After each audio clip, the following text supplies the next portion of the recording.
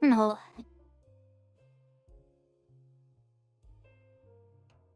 No.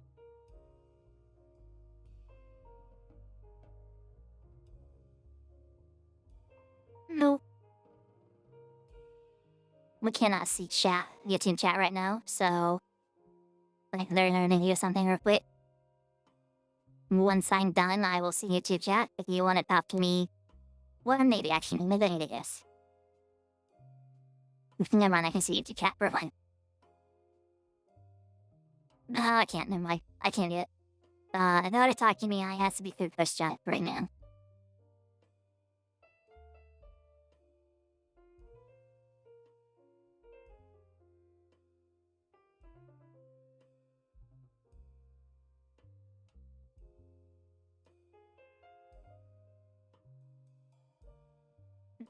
I need thing.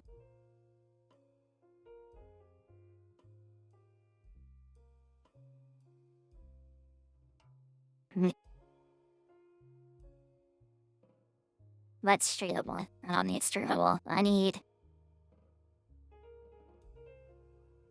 YouTube chat. What if I make you windowed and put you here? There we go. That might work. I do like that. I'm doing it like scuffed right now because I'm like busy with stuff.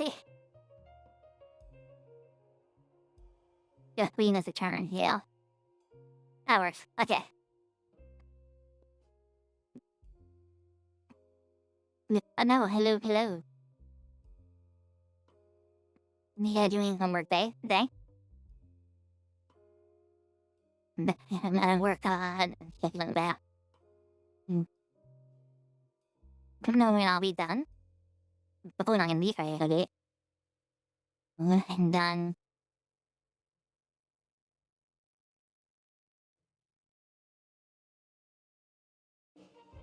Then we will. Maybe play some games? I don't know. I know one of these is gonna take at least an hour, so. And I'm willing to yap and stuff in the background. Yeah. The silly YouTube stream today. Not YouTube stream. Silly homework stream today. I had one. vtubers.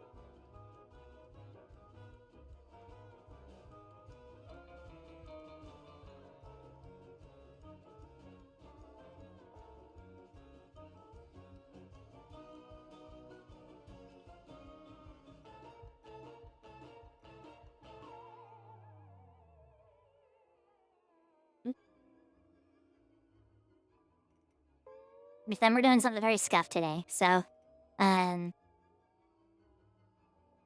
well,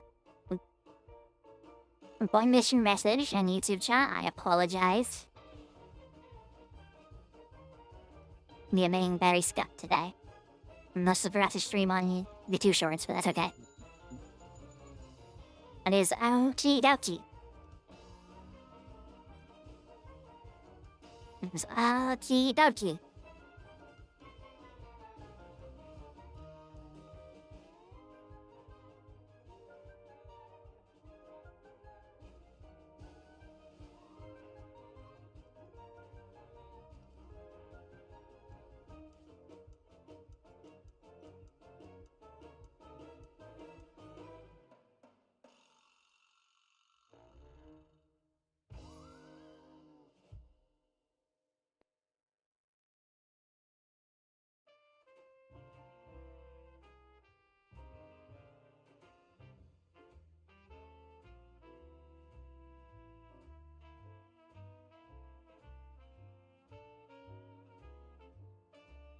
Not very bad.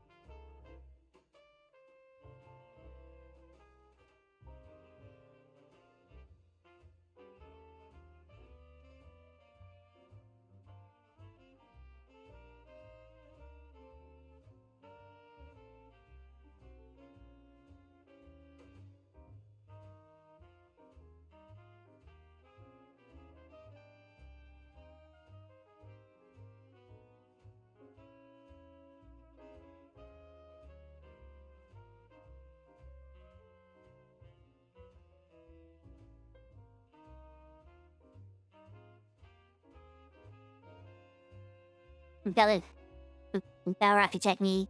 I stiffen. Just got an hand shower at the chaining. Well, that's all she knew. Yeah. They're doing vtuber today.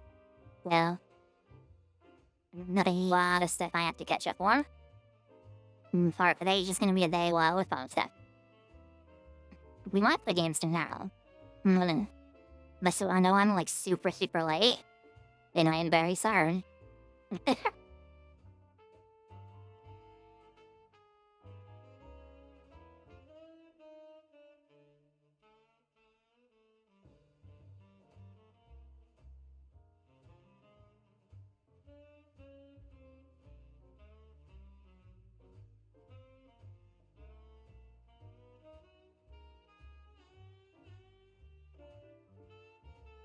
But I took a nap just before stream. Then I woke up in the middle of the nap. And I realized, hey, I drew it all over my pillow. That's funny.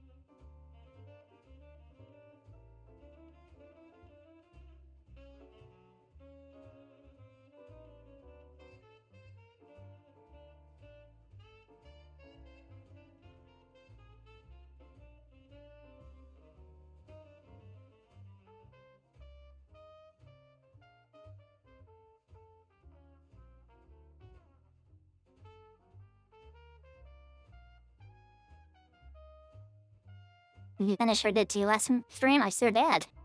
You sure did finish her did too.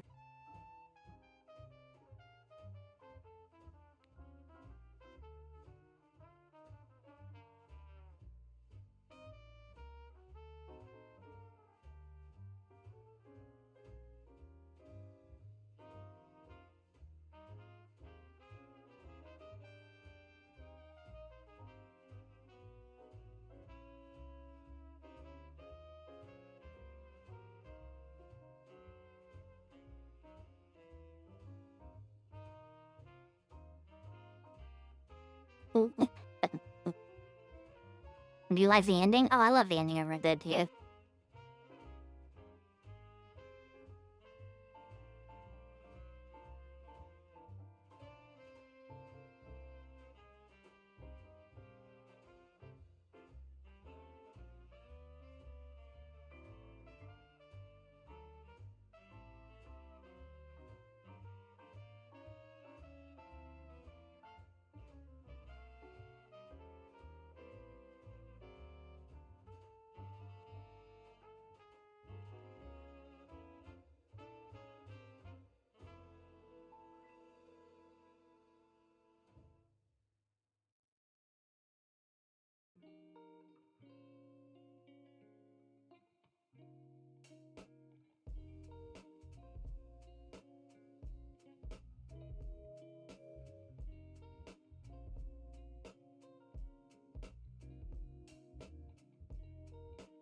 We're asking for help in the center server? Is I?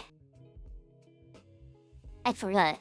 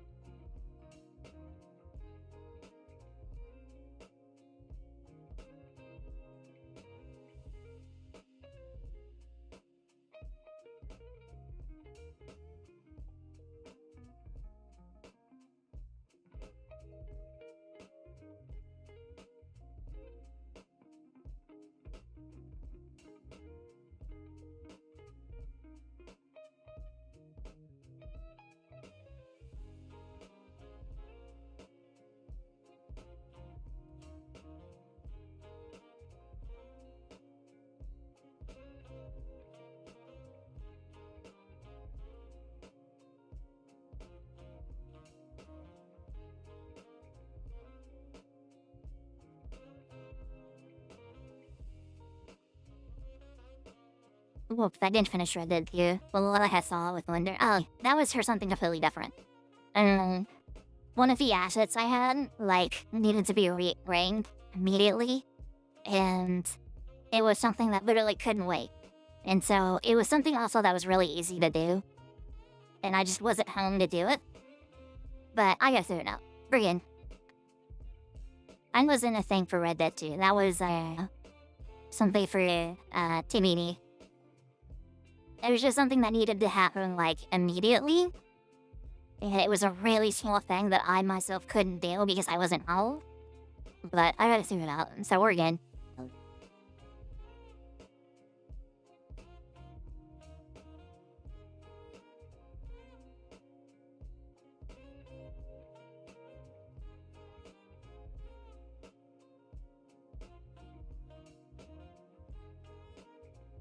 Yeah, no worries, we're good. I can see you.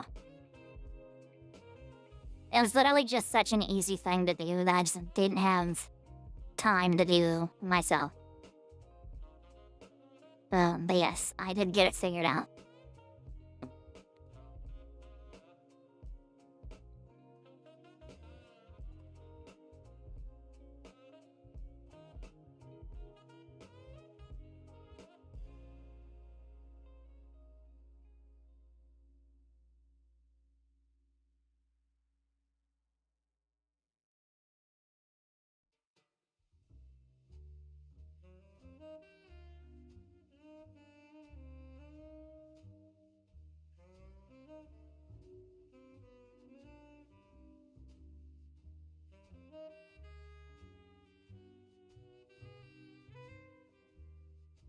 Yeah, like calling down your legs? Nah, I did not.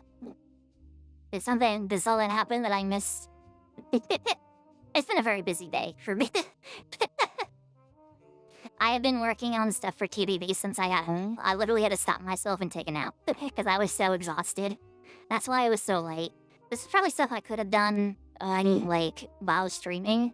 It just time got carried away from me. I also haven't eaten dinner yet, so I need to do that.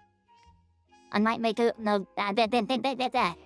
might go make a food run during stream, but we'll see.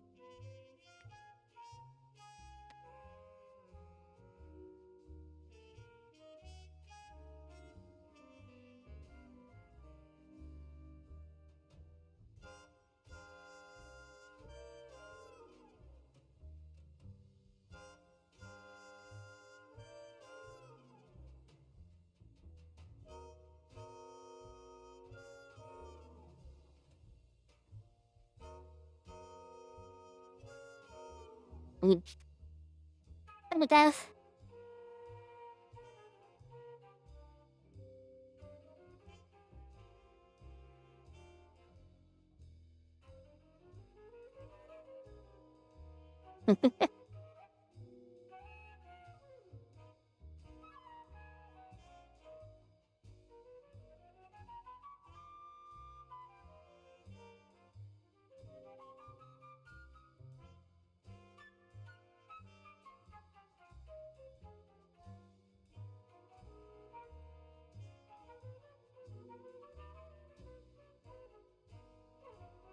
I don't see your message. I'm currently locked in on something. And that means I missed your message. I'm very sorry.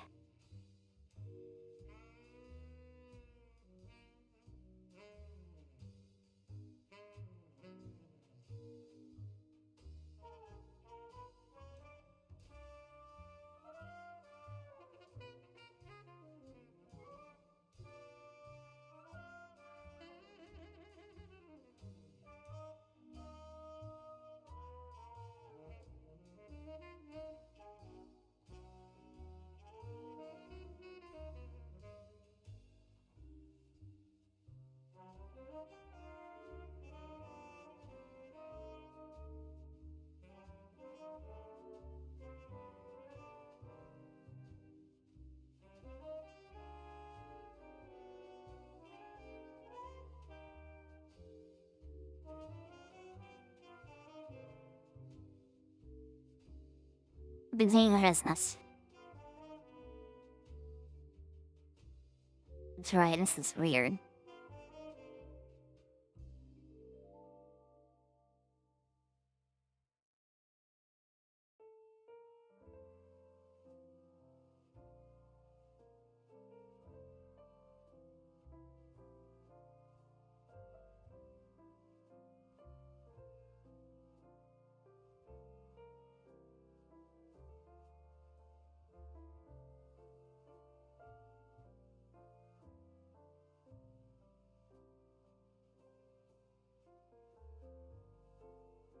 Okay.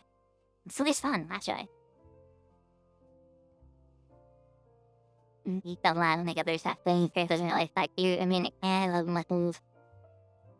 Look, as long as you're making yourself happy, in my opinion, being cringe to other people don't matter. No matter what you do, people are gonna find something you do cringe. And as long as you're just having fun yourself, I wouldn't worry about it. Unless you're, like, hurting other people. But, like, murder, mine is pretty cringe. So, like, not do that. Exactly, I may be cringe, but I am free.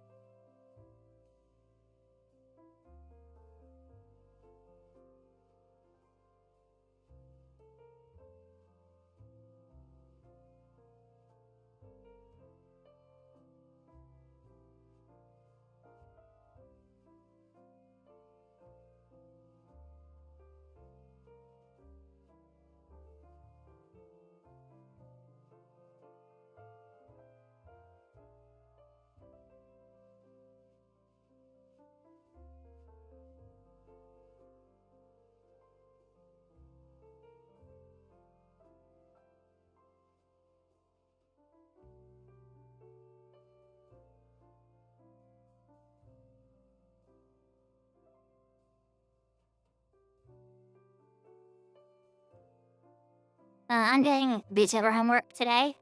I'm so and this had a just chatting stream in the background. I had so much stuff I need to catch up on. Like,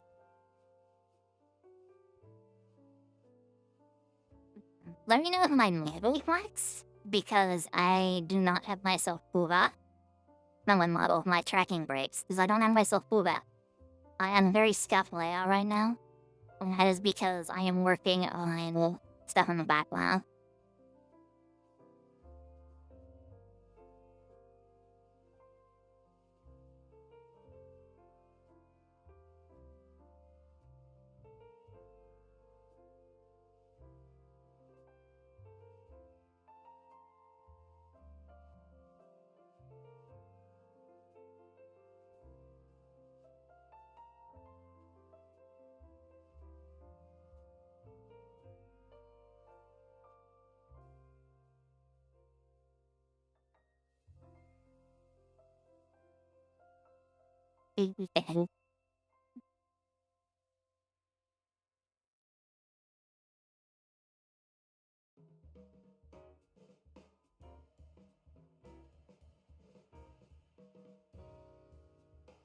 Yeah, see?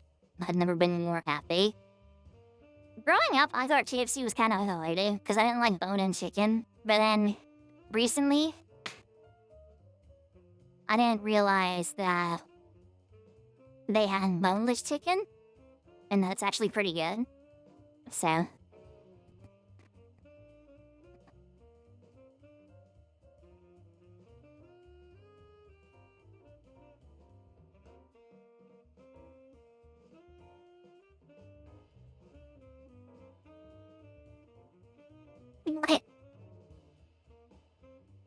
I really gotta sneeze when I'm using out like a mouth.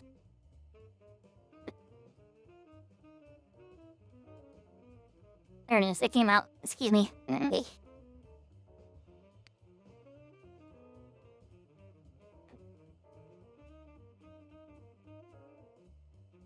Better sneeze again. Sneeze again. I sneezed. Okay. Like, what are you for dinner? Okay.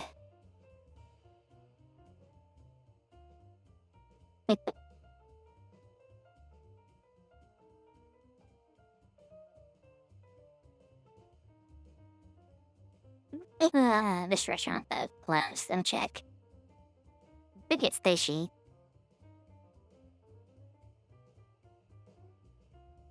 Vic was a 10?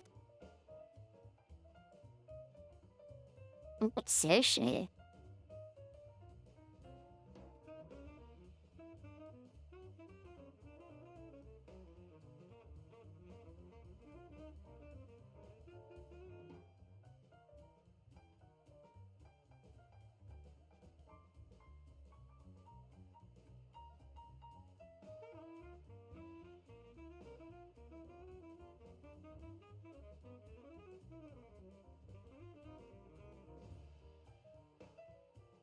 Yep.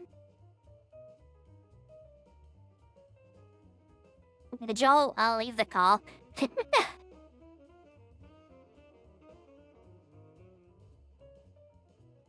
I see Karma sitting there alone.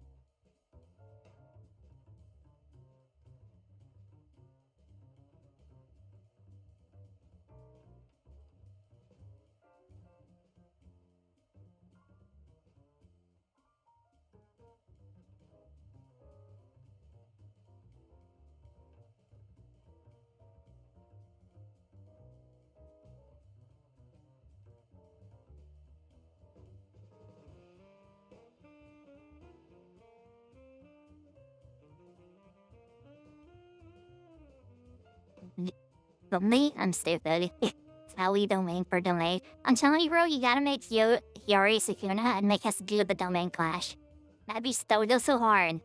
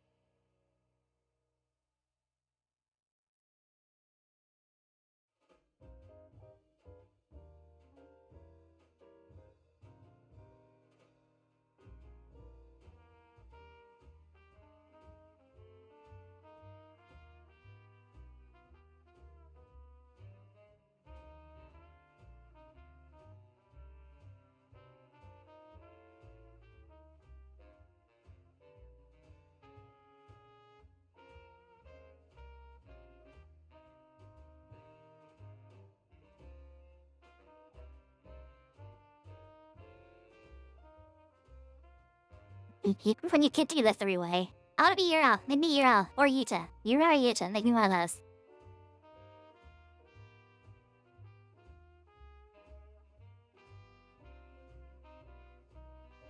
Honestly, yeah, make me allow you to. Whichever works.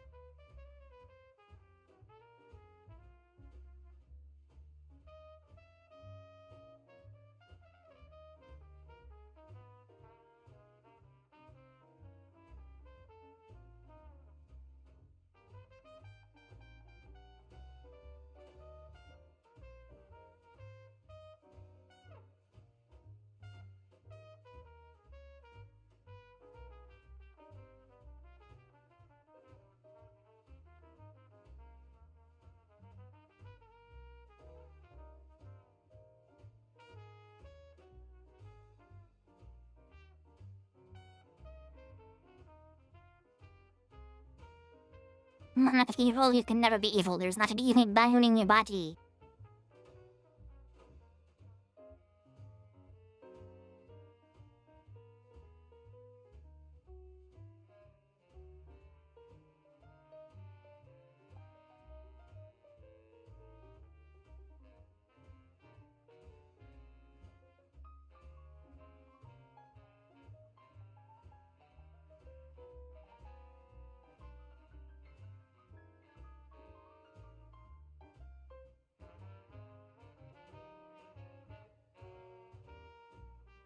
Tali. Nina, you spelled her name wrong, but yeah. This went so fast it sounded like an incantation. My bad, sorry. What the action rifle? Rifles can be really good and they can be really bad. They're very, very good for like accuracy and sidearm range.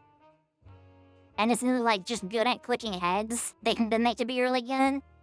But even then, if you're just good at clicking heads, the level action wise age are better.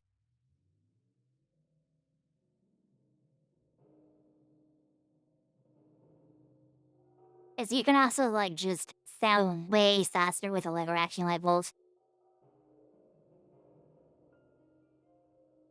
But I found myself really using the Springfield and bolt action rifles. I don't think I even used the Springfield rifle once when I played.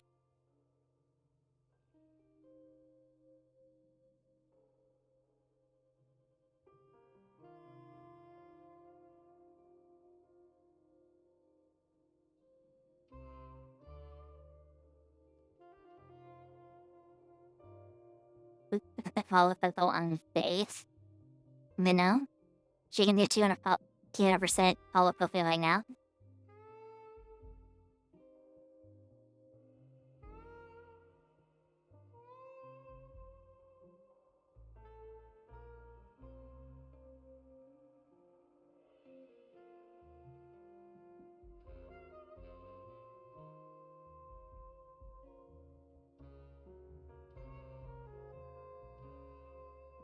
Let me finish this one thing. And I'd like go get food because I'm really hungry.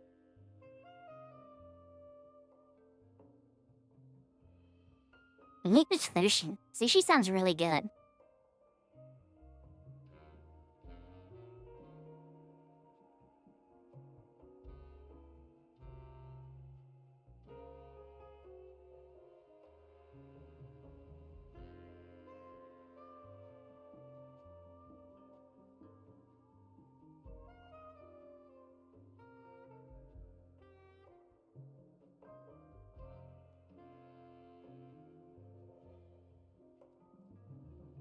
Sushi sounds really, really good. I got some jelly beans. You like jelly beans?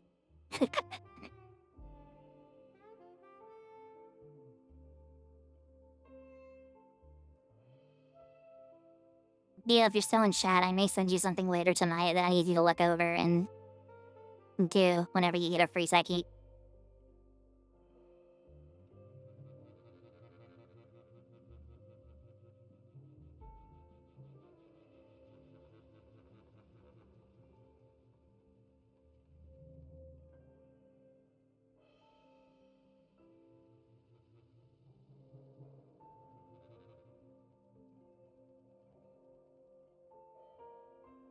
Can't send it to you right now, but I will send it to you later. I mean, I'm just I'm not a child. I don't have time to get in call right now.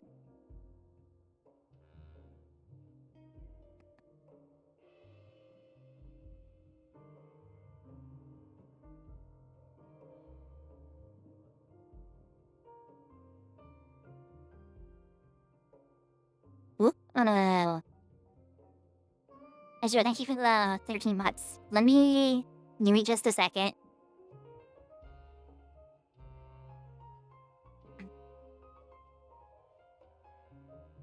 Me understand.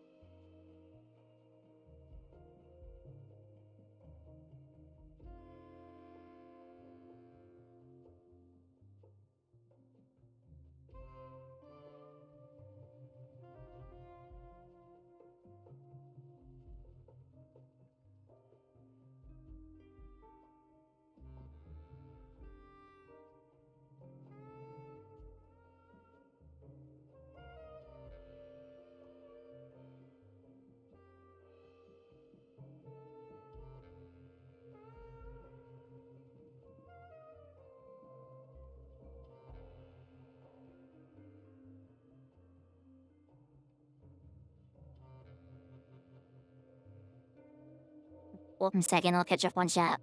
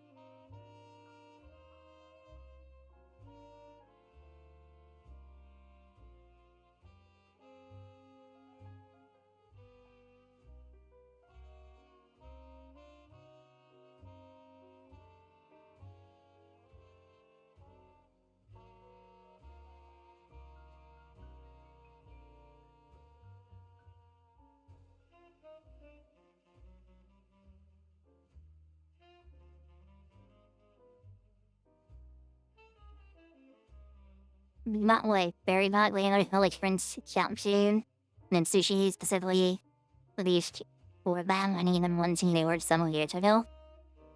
Oh.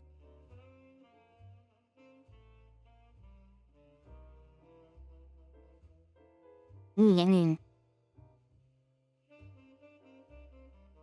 Because I may go get me some sushi here in a second. It's very close, so it wouldn't take me long to get there.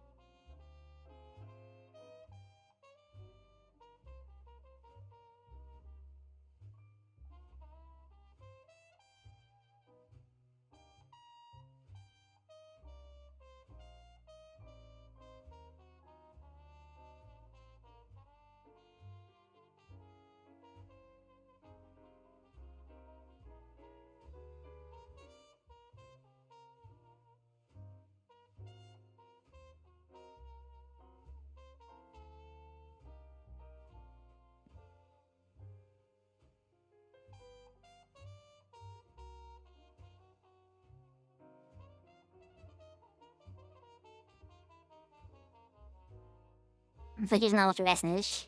Oh, dude, I love and love Lessish sushi. My favorite kind of sushi is salmon nigiri. Dude, it's so good. I just realized for my 8% was next year, I'm gonna make it so Peanut takes over the channel for a day. That'd be so funny. Okay, but that'd be so funny. Instead of me talking, it's just her, like, smacking the entire time. That'd be so funny. I didn't do anything this year because, like, I didn't have much time to plan, and I completely forgot April Fool's was, like, right around the corner. But next year, I want to make it so my bird takes over. He'd take over, like, all my soul shades. Then it's just bird noises running in the background. Like, we play, like, a silly game, like Minecraft, or, like, whatever is another fun, silly game. Be like a Lethal Company or something. And she'll just be... She'll be the only thing on screen, and she'll just be going like... I'm the entire time. That'd be so funny.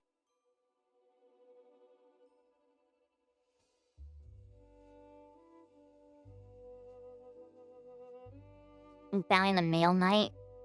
I don't know how to do a mail model.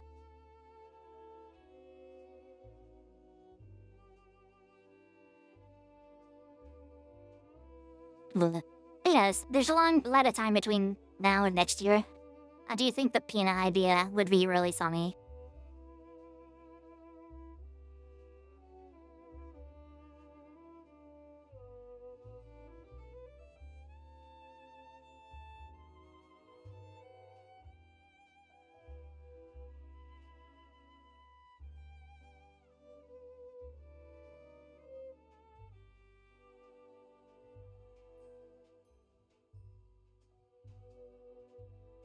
And doing like, cause it's very like, especially right now, it's very expensive to get a model just for one occasion. And I would never use the male model, ever. That's the only time I would use it. It's just that one time. Maybe it's on, what, booming in it, and YouTube and Twitch are doing really, really good. Maybe. But, like, as a stand, that's kind of a lot of money to spend on, like, an April Fool's joke. So... You've been doing bird noises for 2 hours. I'd have to record that, though. I don't got time to do just a 2 hour... I don't know if I have time to just do a 2 hour recording session. The thing about the male model thing is, like I said, that's like a lot of money to spend on money for just one day. Those are expensive.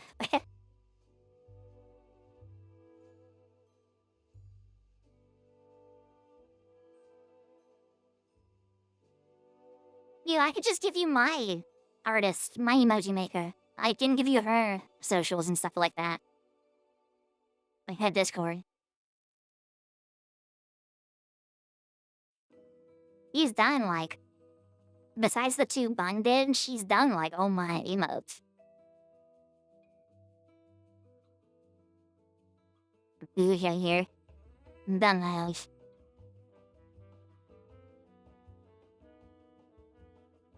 It didn't cost me any money. She did them for free for me.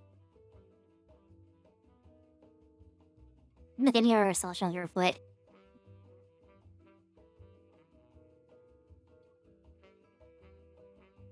I hate that on YouTube you can't have animate the emotes at first. It's really dumb.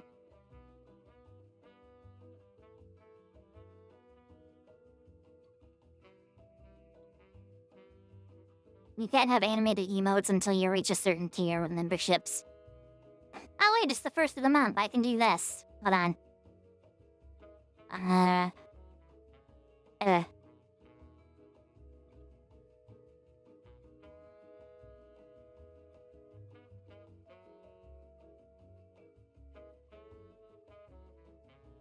That's a fire got one. That's really funny. Bun got one.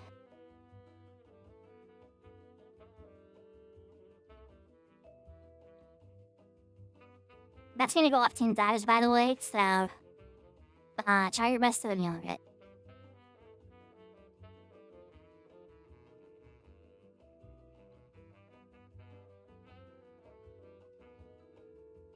I literally have no idea how it picks who gets one. It literally does it on random.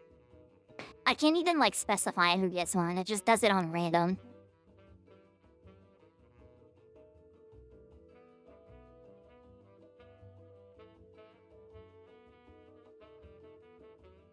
That's a gotcha.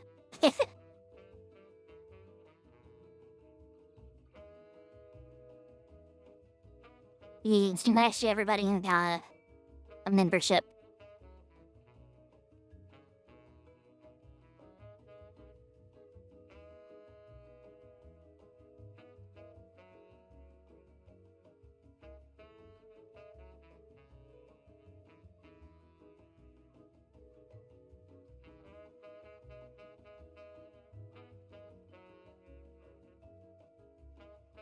What activities you're plotting now? Like, what do you mean?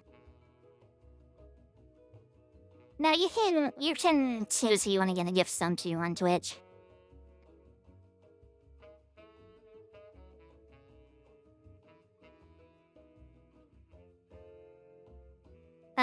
After Cowboys, we're gonna do Borderlands.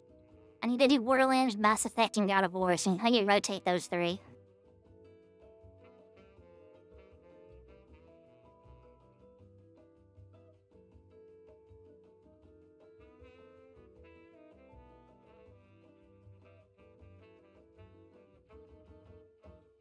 Yeah, you can choose who you want to give sends to on Twitch.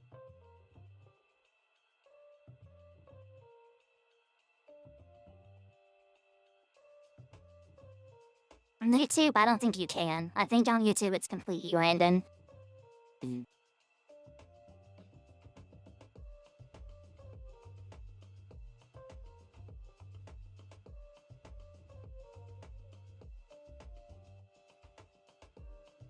What's up, bun?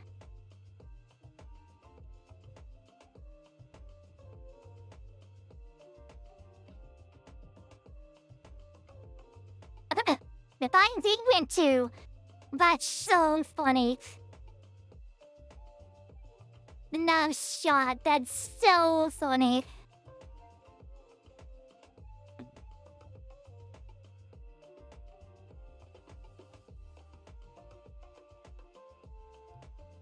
That is so funny. Don got a that's you next to? Wait, listen to me.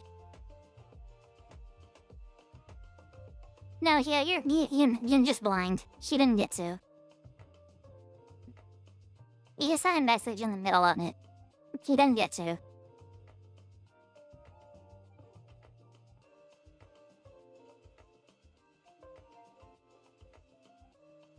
2, 3, 4, 5. 2, 3, 4, 5. No, she didn't get it twice. You're just blind.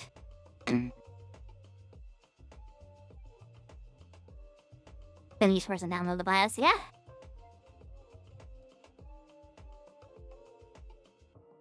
And yeah. The files for BIOS aren't too big. They're very small.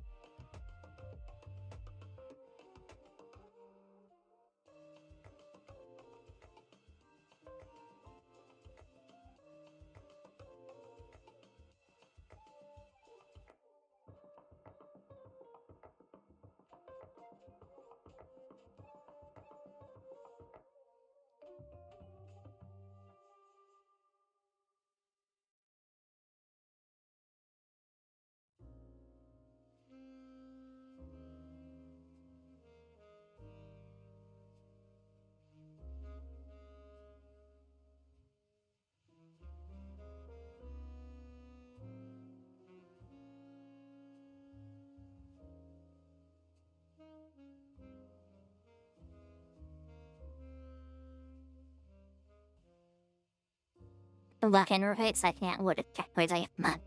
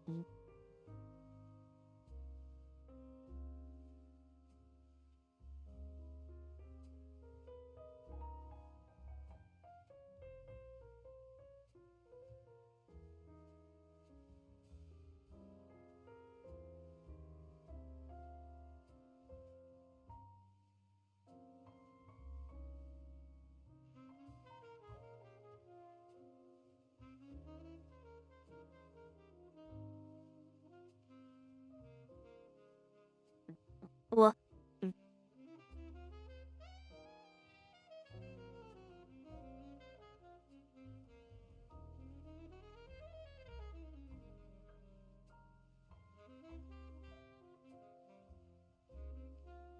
Losing my money in blackjack. Blackjack? Gosh, dude. I'm losing my money in blackjack. This was unreasonable, rigged, unfair, and I'm forecasting to get an ace and 10 and they would never threaten me towards the end of the game. Blackjack is like the quickest way to bait like a lot of money while gambling and have it not be just 100% chance.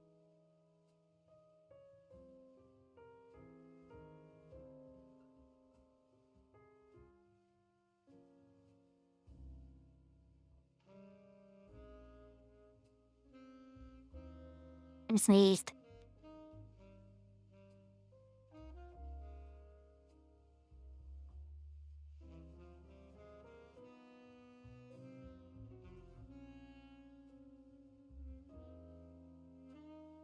I sneezed again. Excuse me.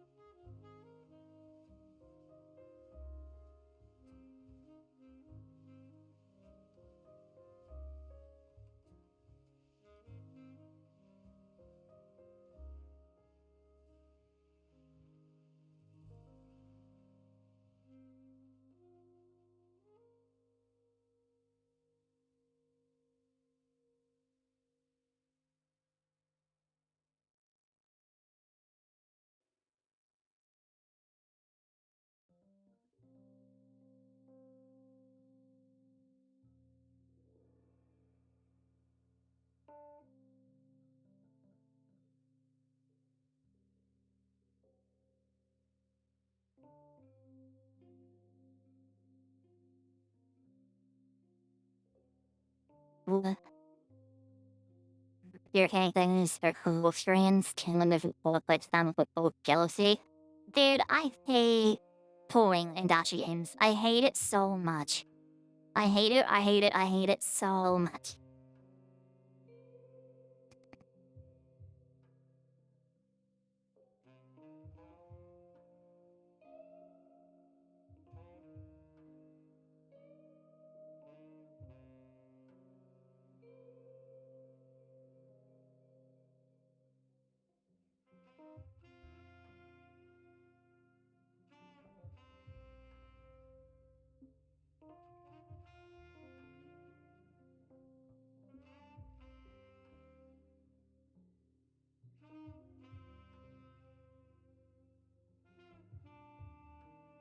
His brain?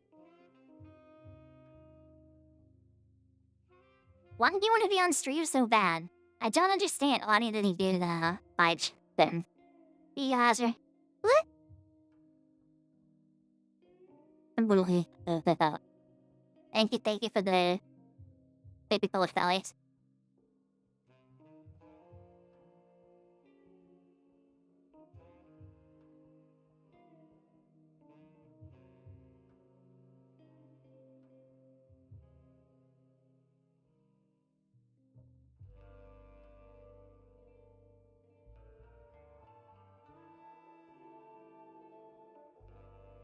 This is, yeah, no, we're good, we're good. I saw the right number.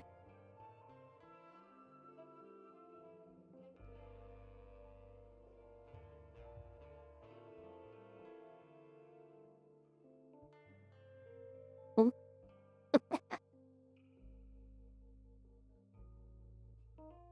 Even the map pulls. Oh, dude, I've gone way more than that in gacha games.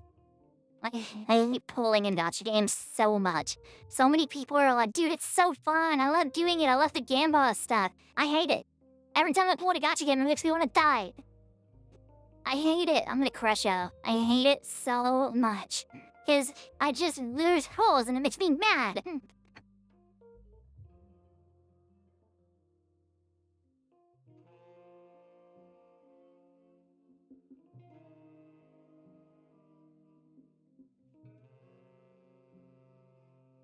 Pulling in gacha games is not only is it boring after like the first 3 pulls, but also like you don't win anything. You don't win. I might have done live action. I've been terrible. But makes me so mad.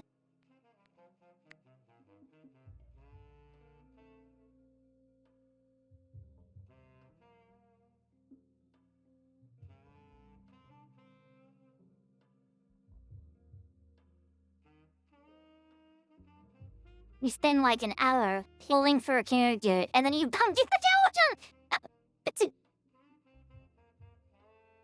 I hate pulling in gacha games so much. Like, I genuinely crash out when I pull in gacha games.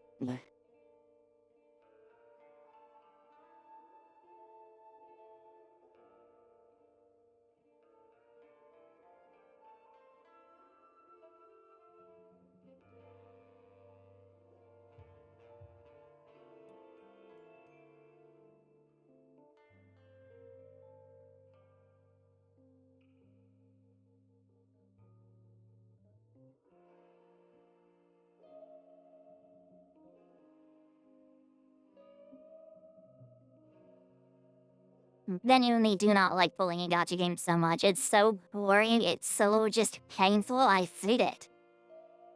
I hate it. Dude, I've gotten way more than 200 pulls. I've done so many. Like, it sucks. I hate it. I hate gacha pulls. I hate them.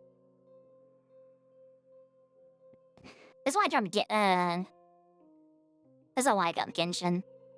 But it's one of the reasons why I don't play a ton of gacha games, because I can really get into the characters.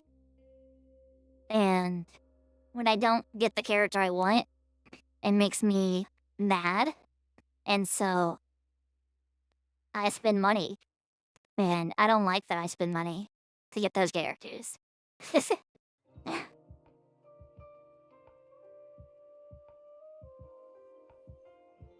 We got some mashed potato gravy. I like mashed potatoes.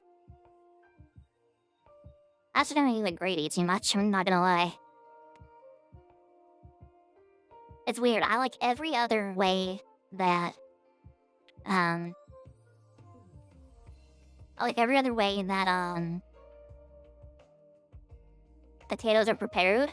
I don't like mashed potatoes. I also don't like sweet potato either.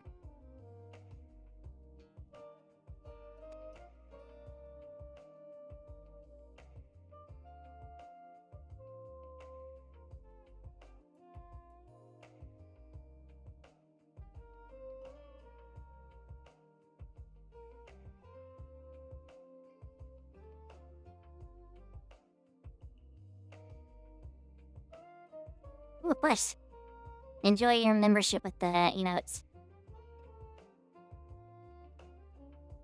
I don't like them. I don't like mushy food. Like, they're too mushy.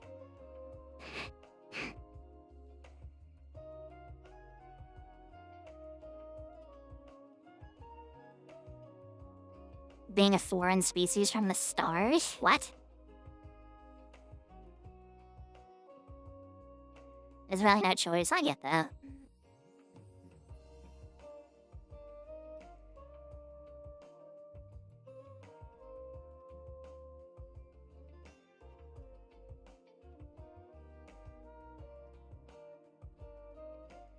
I know all about the pirating meals, bro.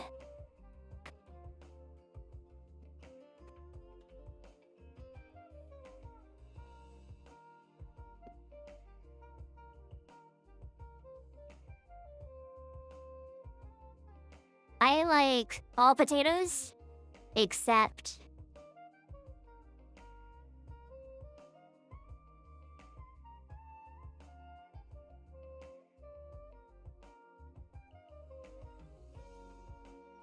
I like all potatoes except for sweet potatoes and mashed potatoes.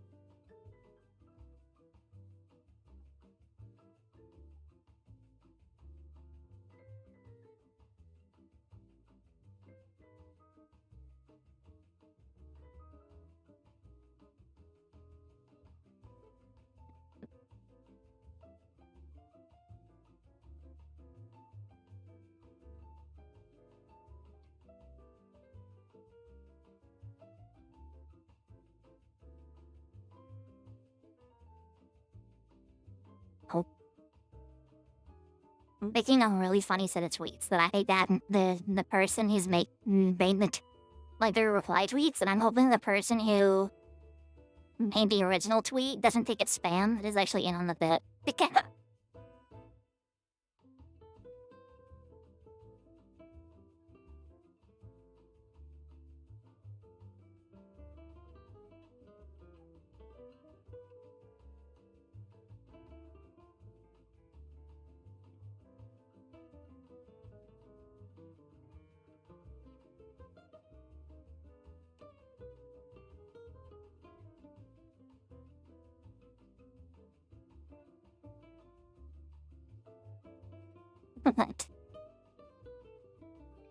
But before in 1990, we didn't have potato chips in Polo. Maybe potatoes with clear potato or steam the one first time. Nice.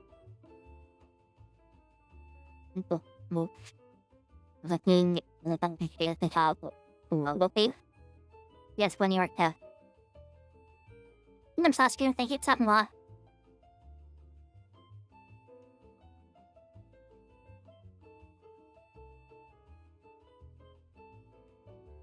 Well, right, yes, for planning season thing, you were not.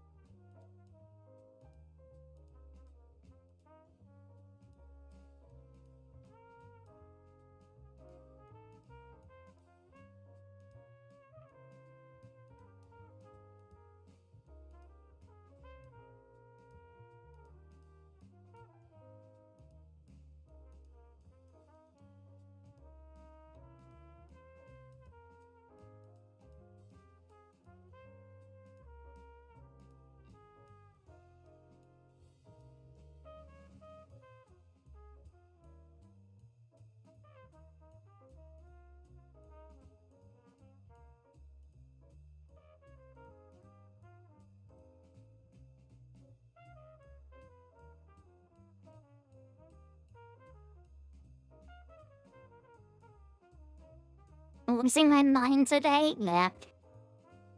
That was on Monday. I was having kind of a rough day on Monday. I'm losing my mind.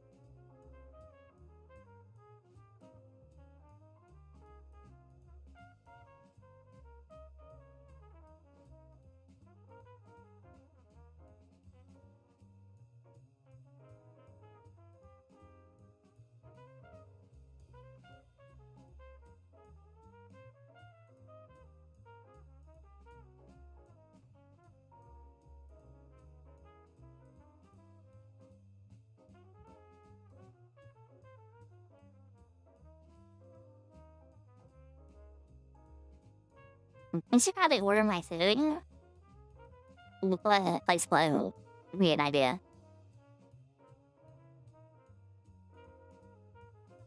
That'd be probably a good idea.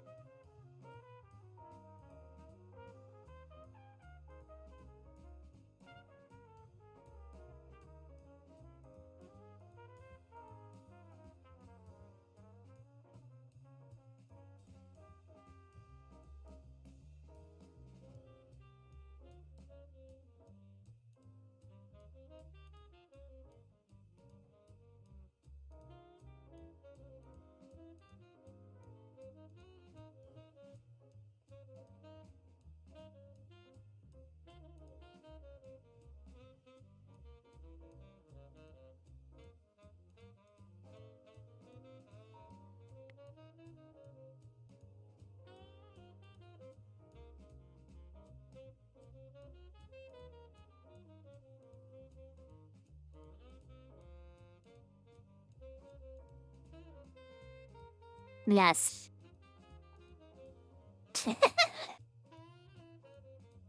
I do not like the mercury blades. I think the mercury blades are the skinners are pretty bad too.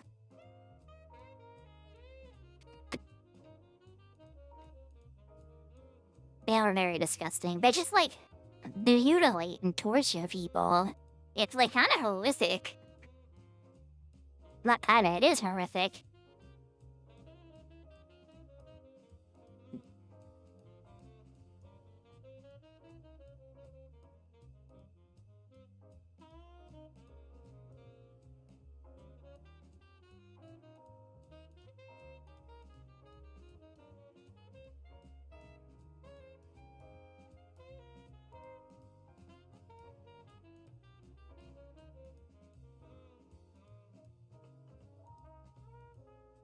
But as you were saying on my announcement that Sunday,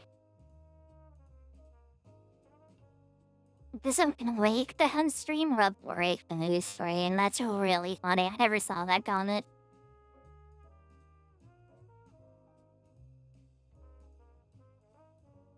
My announcement about losing my mind for some reason came with a little bit off. It's crazy. It had 6 likes. That's nuts.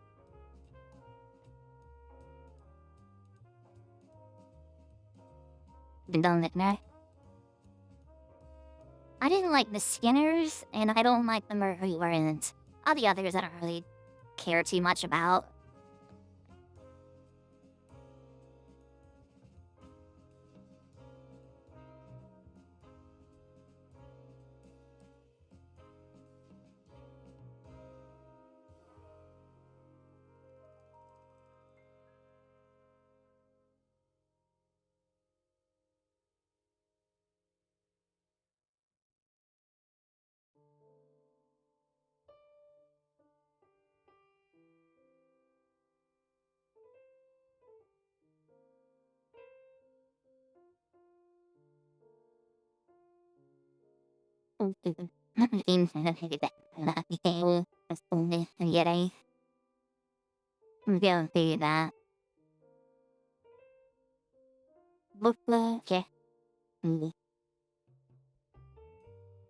There anymore.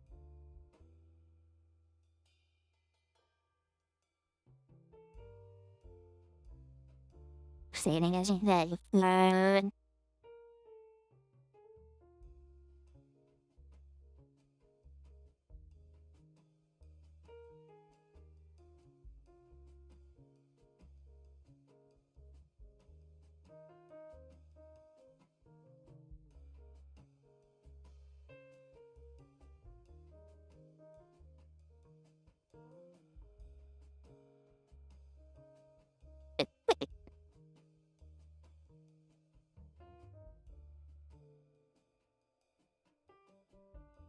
I'm hydrated wrong. I breathed in wrong.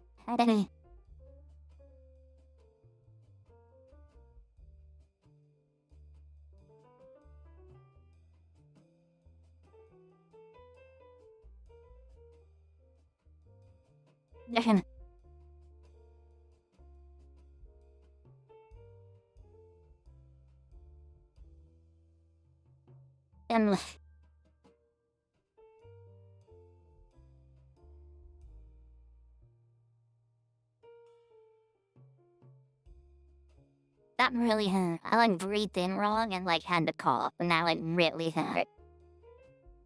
It helped.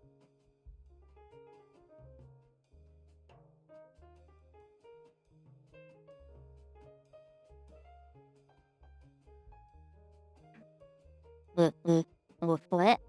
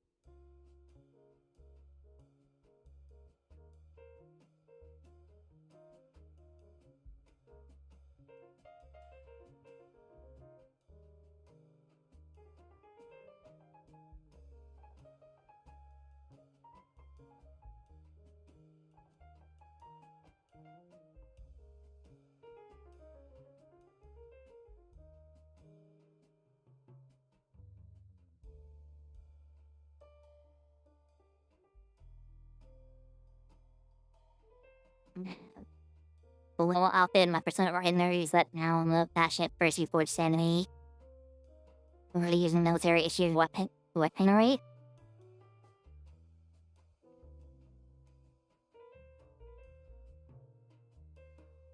What?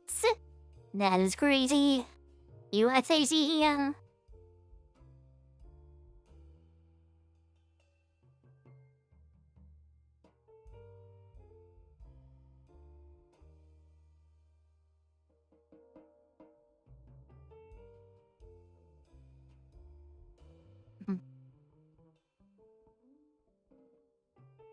Big Which is this?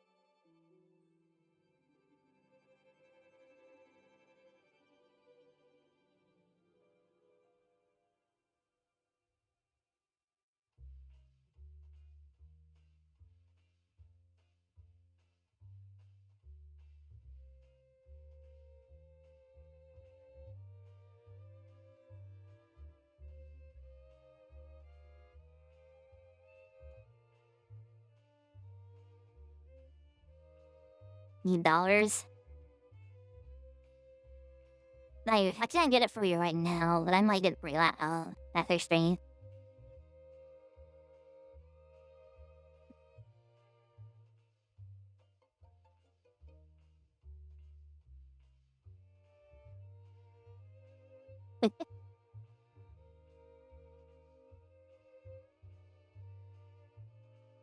Mm-hmm.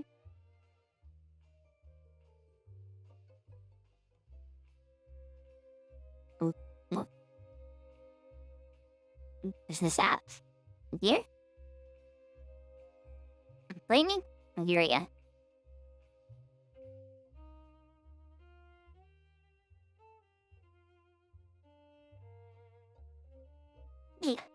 isn't this one animated? It should be animated.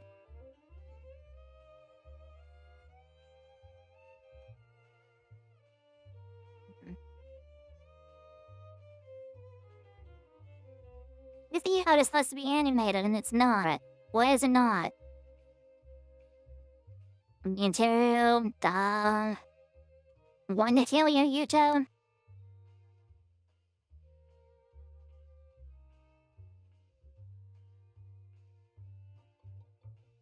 You see it.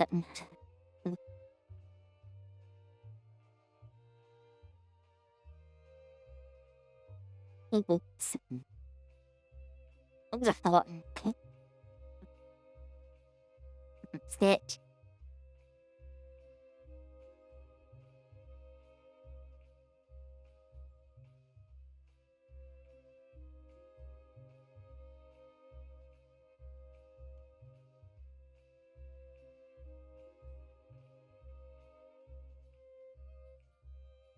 B does not save. They might not have saved.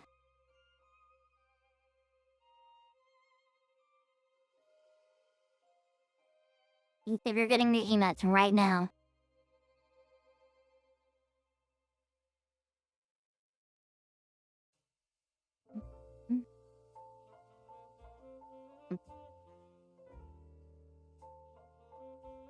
Does YouTube not file animated emotes?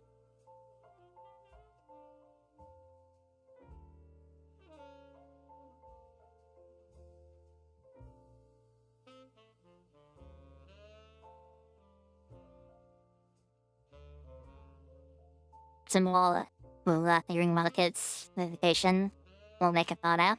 But for your own vacation now, how's that going?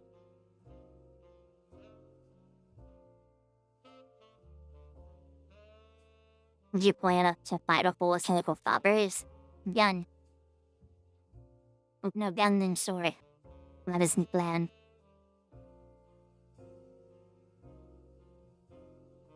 Now, YouTube, you should be able to refresh and see the new emotes.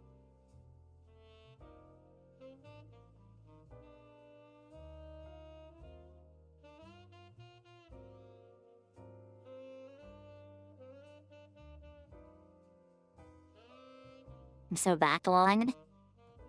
Anytime I get a figure on that, I open it instantly and build it instantly. If there are closing on NIU, you're soon. Totally didn't just have a stroke there. I'll die, I guess. Why'd you be carrying a gun in the first place? If people are in my house, I'm gonna get a gun.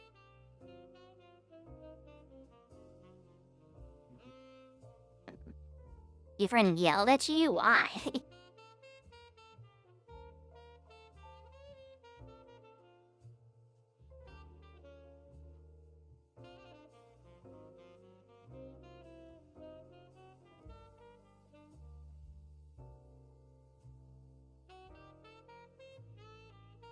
Would you access the gun? It'd be in my room in a safe.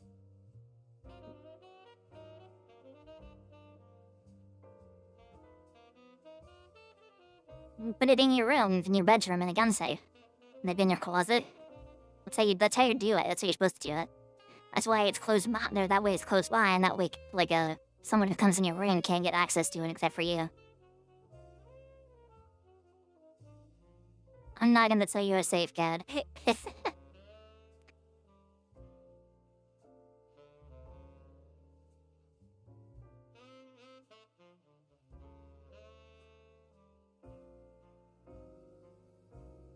Fine, when am I gonna get my YouTube check?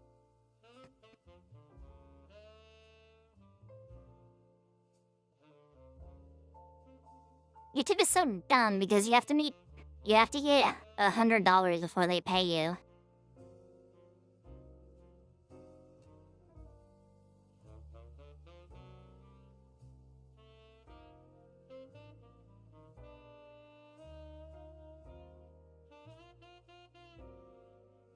But even then, they're wrong because, like,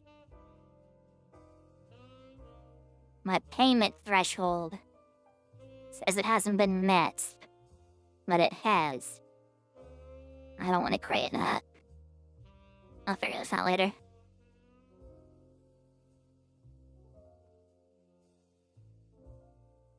Doesn't start came through via stairs. If someone breaks into your house, you definitely have enough time to go to your closet or your safe and unlock it and grab your gun.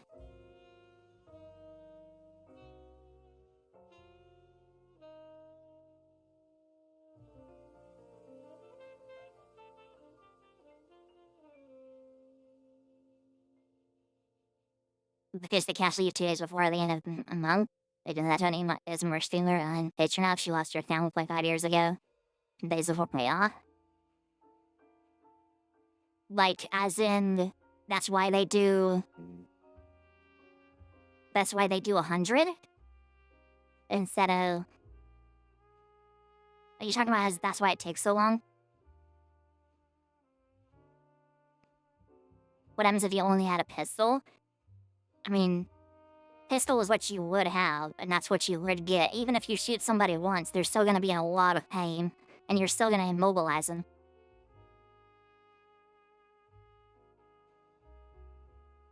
If you only had 12 bullets. Why are you asking these questions? What's annoying is YouTube is $100, but Twitch is $50. As soon as I get $50 on Twitch, they send me a paycheck. YouTube, you have to get $100. And so, like, it takes them forever to update the YouTube one. And I have to earn double, and so they won't give me my money. I'm debating whether I should get tacos or if I should get sushi. I don't know what I want.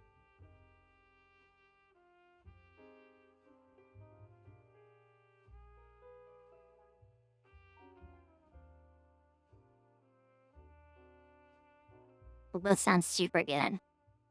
But sushi sounds so good. I'm gonna get sushi. Give me 1 second. I'm gonna make my sushi order real quick.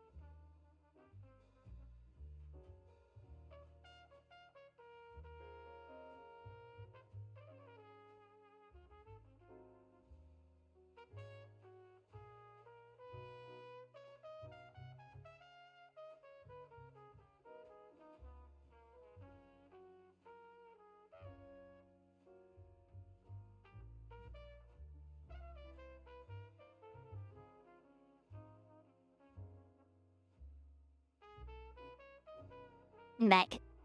I'm placed my order. She said it'll be ready in 10 minutes. It all can actually be even worse. They can freeze your account when there's a bad moon phase. Yeah, they did that to my friend recently. They just locked his account, and they said they would unlock it. Like, they did it for, like, fraud, right? They thought it was fraud. They said they would unlock it, and they didn't. And he's like, I need to buy groceries. I can't buy groceries until I get my money. And I was like, did you not call him? What I would call him tomorrow.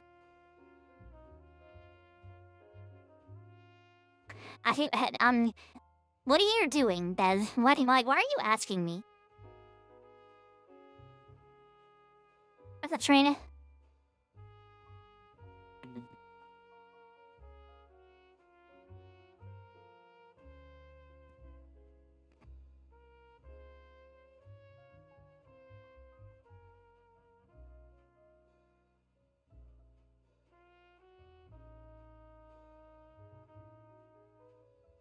Yes, I don't want you breaking into my house, you know my plan.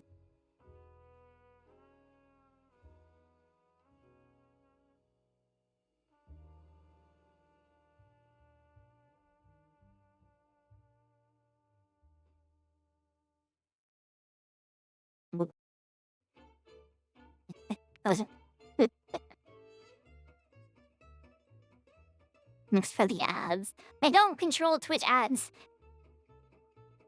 They just put them. They just do them. I need to make a lot of money from Twitch ads. They just do the ads. They do them. I don't have the button to do ads. They just do them. Yeah, but you're asking about, like, my break-in plan. This is weird. I don't know if I need to turn the ads down. Can I do that?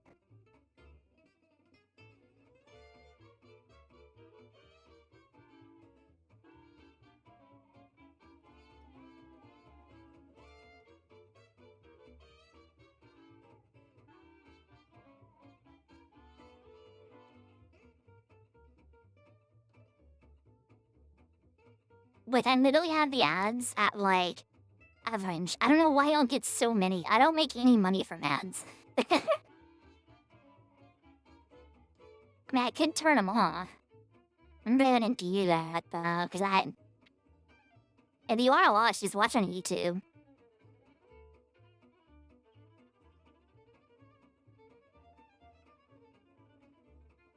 Wait, how much does it... I made $2 from it. Done.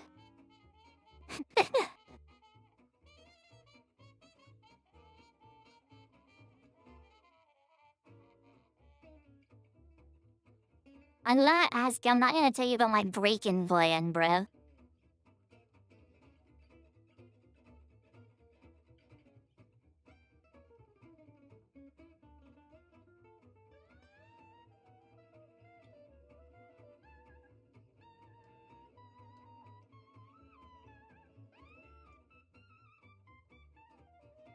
The Think dementia ads. So I turned off, like, ad personalization for Nibble, and now they're giving me, like, really weird ads.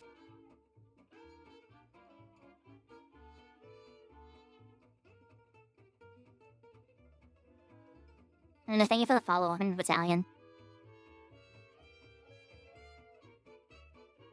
They give me really weird ads. Like, they give me, like...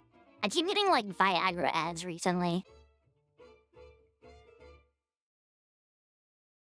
Which is weird, because, you know, I'm a woman. So... They also keep giving me, like... So, like, don't turn off ad personalization, or else you get, like, 18 plus not safe for work ads.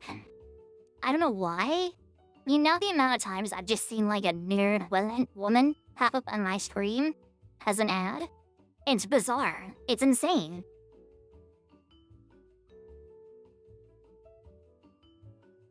I don't know why they send them to me. Like, I don't know why I get those kinds of ads. It's weird.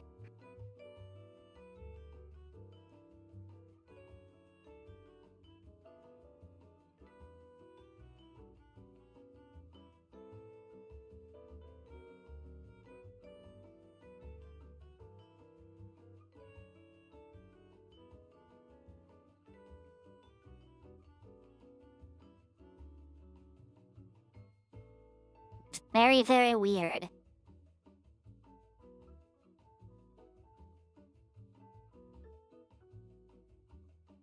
Other than what? What are you sorry for, Trini?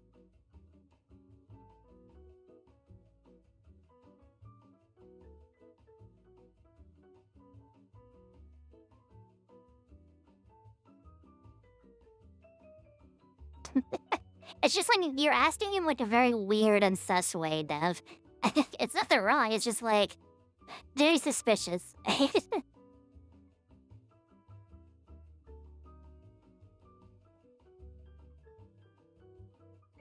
About like job opportunities.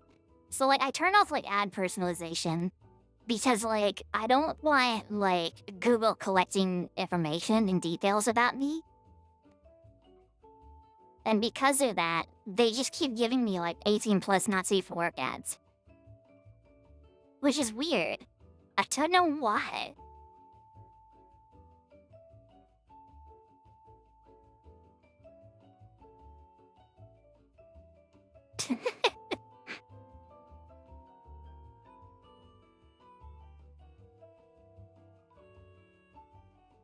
Wuhak they trainer.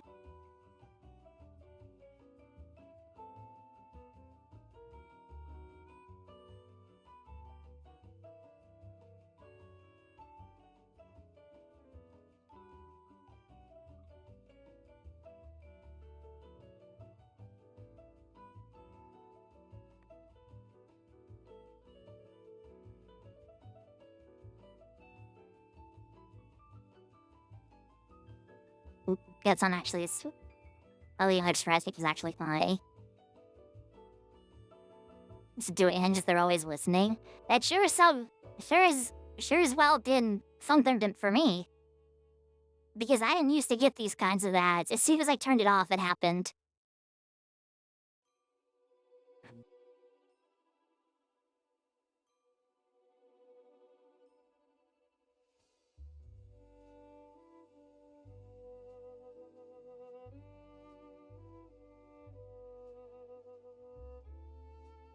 Okay, I'm gonna go pick up my suit real quick. I'll be right back.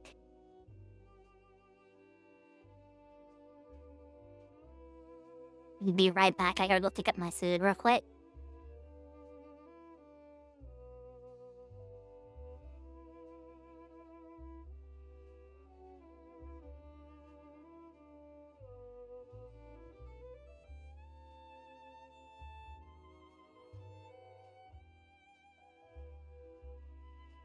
Just a second.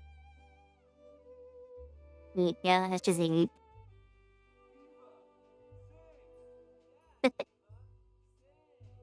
I'll be right back. Give me just a second. I gotta get my suit.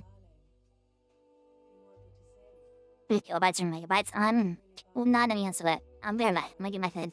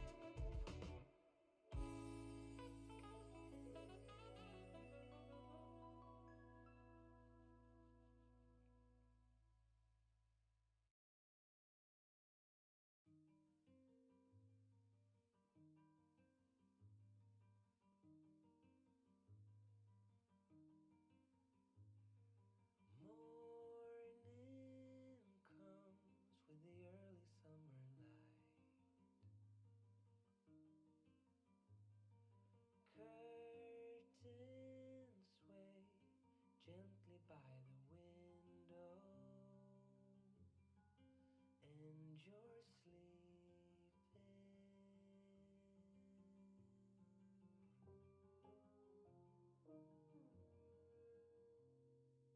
Tender wind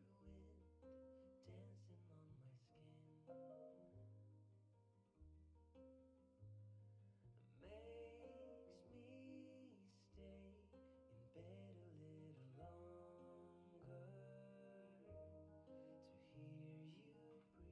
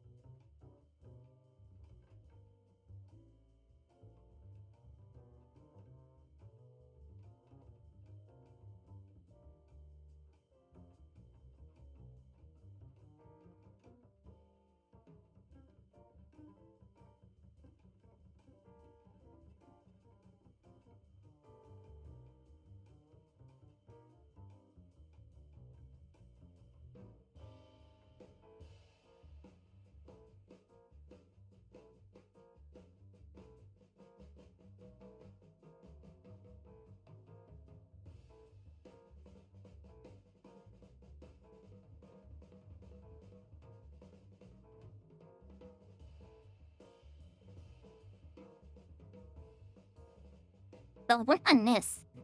What are you talking about? I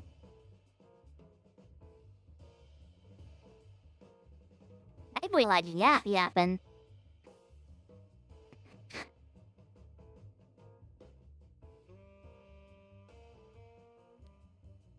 Oh, it's hot. It's really, really hot.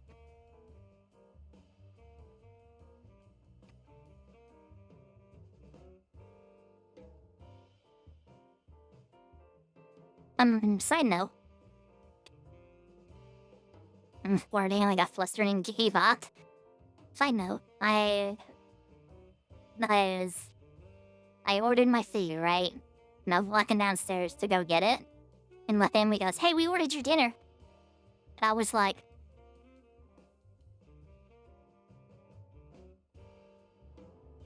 so, I'm gonna eat the food I ordered another night. I do have soup though. So I'm gonna eat my soup. And then we're waiting for the food they ordered to get here.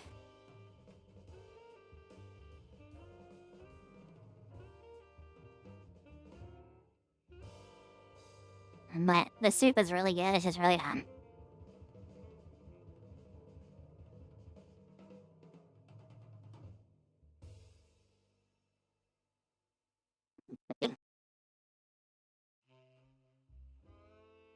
soup is really good. It's miso soup.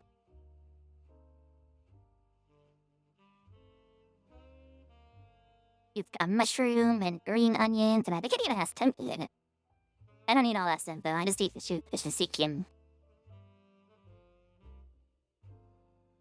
Nostra, thank you for stopping by.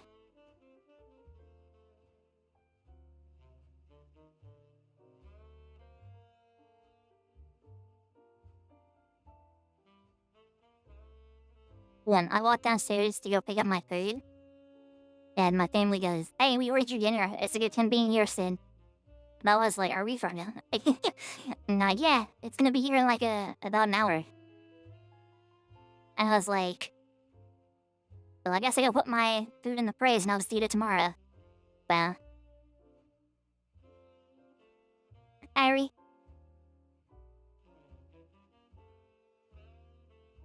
what are you talking about?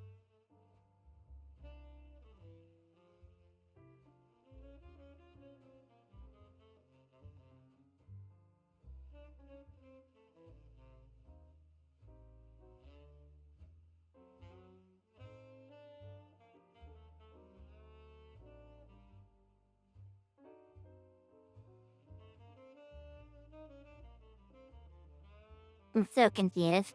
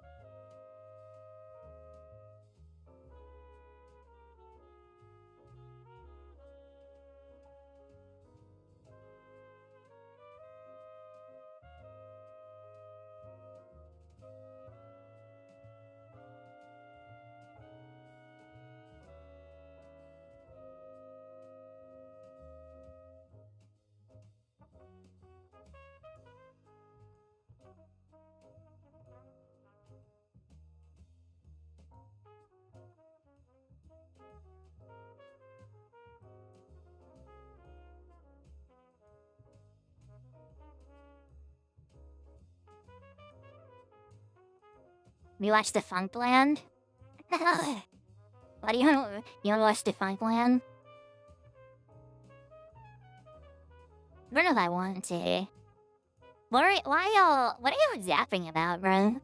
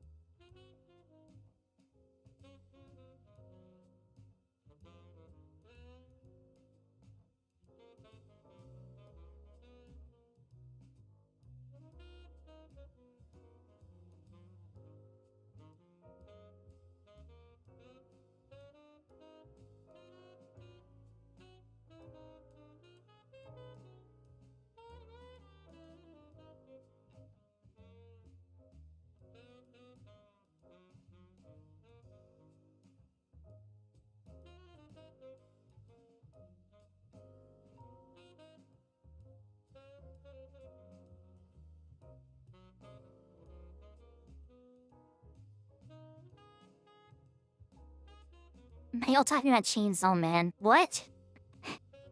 The amazing puppy folk?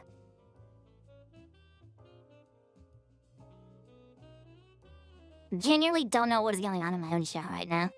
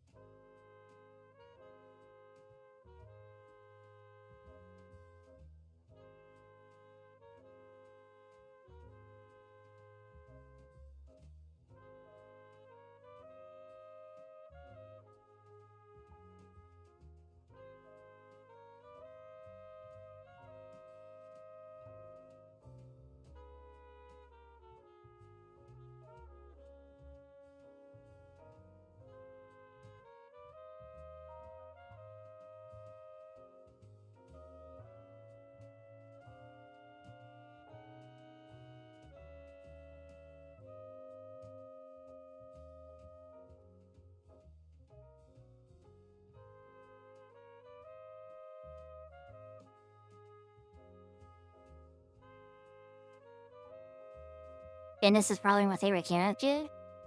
I like Hallo.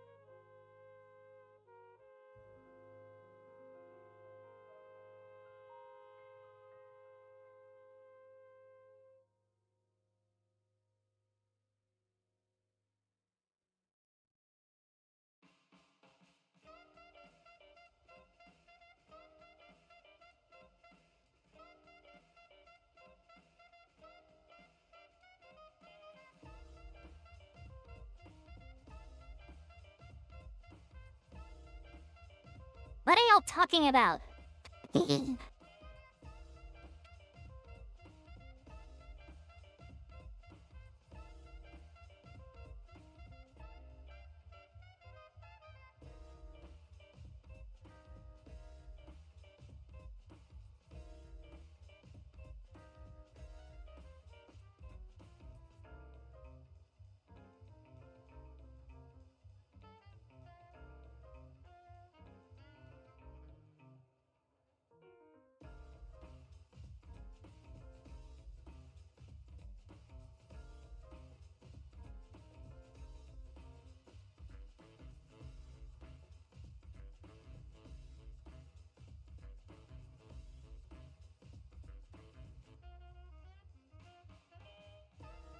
But anyways, my Fid's here. My real Fid is here. We'll be right back one more time. I've never seen Gurren Lagann actually. I'm gonna be real.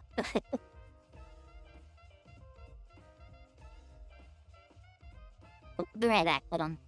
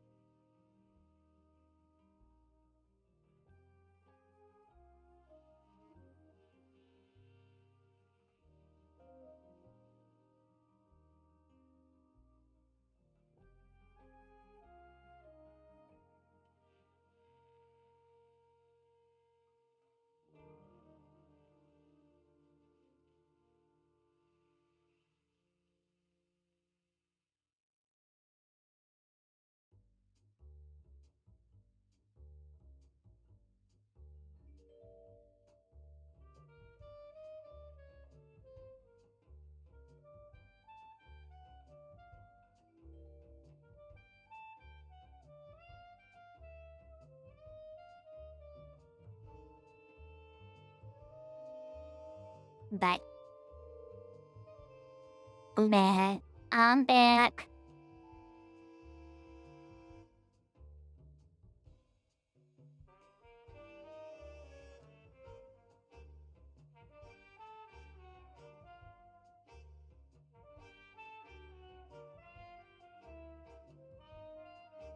So I didn't eat sushi or tacos.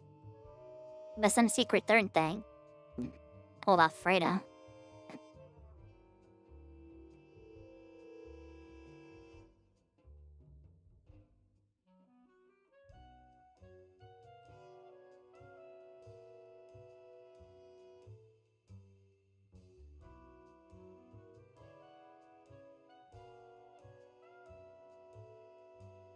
I'm a part of this when my family got it for me.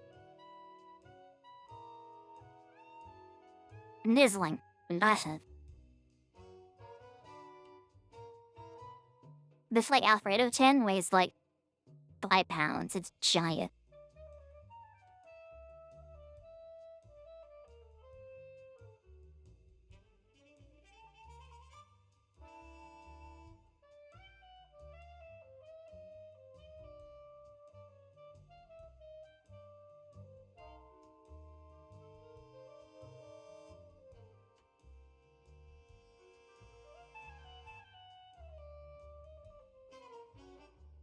Used to be.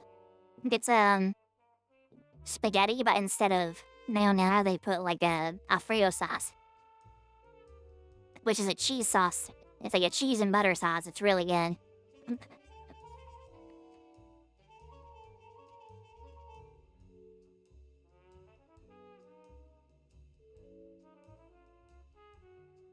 Misc I, we can watch Misc I.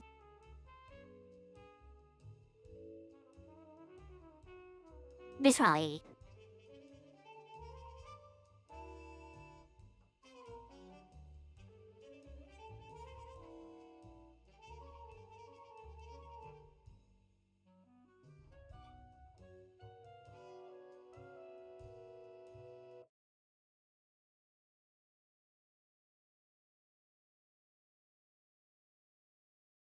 Billy, I window. Make sure y'all know sub the funk plan. He's goaded. Woon up is too loud. It's dark. It's hot. You can barely see where you are. You can barely see where you are going. In the shadows, you operate machinery to inch your prison forward. What's that sound? Someone has approached. They seem excited. Signal to them that you are aware of their presence. Give them some indication that there is movement within this torture chamber. Let them know that you are alive. Then you hear it, the snapping of a camera. A picture has been taken. You have done it. You have accomplished your purpose. This is what I imagine the experience of operating this Nemo meet and greet was like. This roaming clownfish No. capsule was created to promote Pixar's fifth animated feature film, Finding Nemo. The film held its world premiere on May 18, 2003, and was attended by the film's voice cast, Pixar chairman Steve Jobs, Disney CEO Michael Eisner. No? That's. Mr. Jobs himself? I like actually choked. Holy moly, Steve Jobs worked at Disney? Or at Pixar? I didn't know that. And hey, it's Nemo! This roll-around character would then appear in several mini parades throughout the Disney parks. This makes sense, as this Nemo is much more of a parade float than a costumed character. But then, strangely, it began to be presented as a meet and greet. This awkward character interaction, that did not come close to meeting Disney's established standard of quality, was not just a one-off oddity. It was representative of a host of problems, both big and small, that the company was experiencing at this point in the early 2000s. To begin, the big. Finding Nemo was a massive hit with audiences. The film was Pixar's most commercially successful film, and by the end of its theatrical run, it became the highest grossing animated film of all time, surpassing 1994's The Lion King. Disney distributed the film under their extended deal with Pixar, and both companies benefited from the film's commercial success. However, Disney's own animation studio was struggling, having recently released a string of box office disappointments. Like the bloody.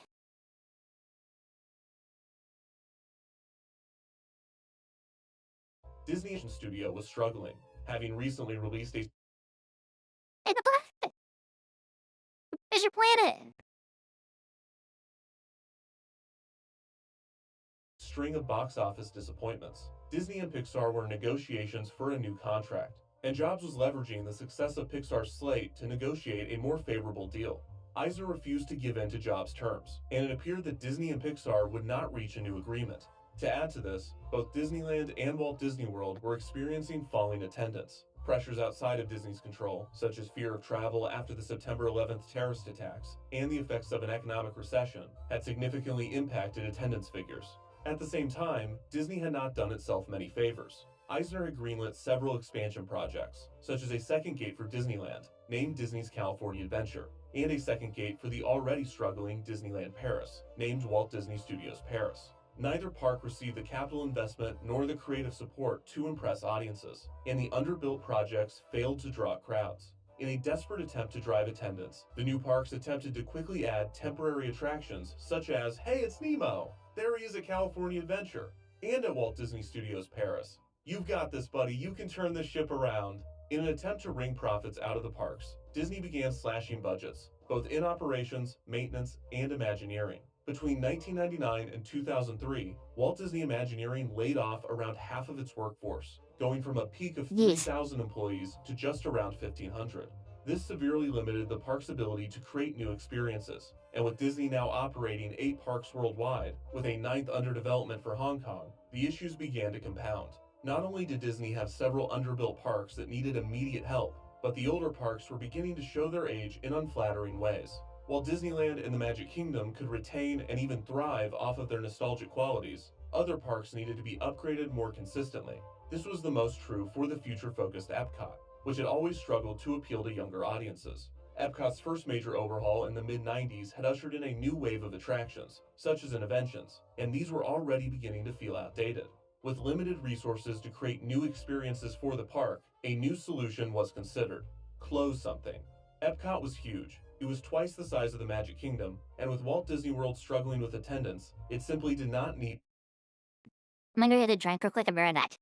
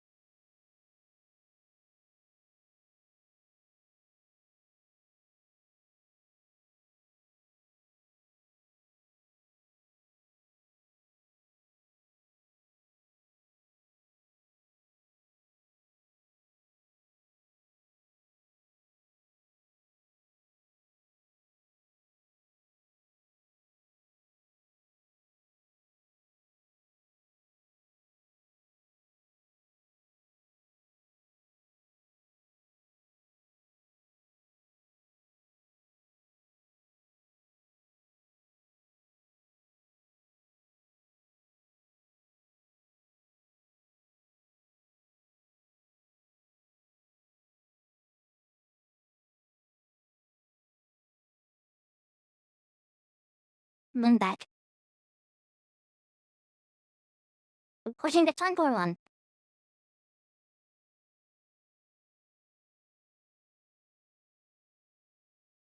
Mystical urge to play Reddit or something right now. You can win the life, right? I love life, but I love it, not well. Yeah, you can't beat me.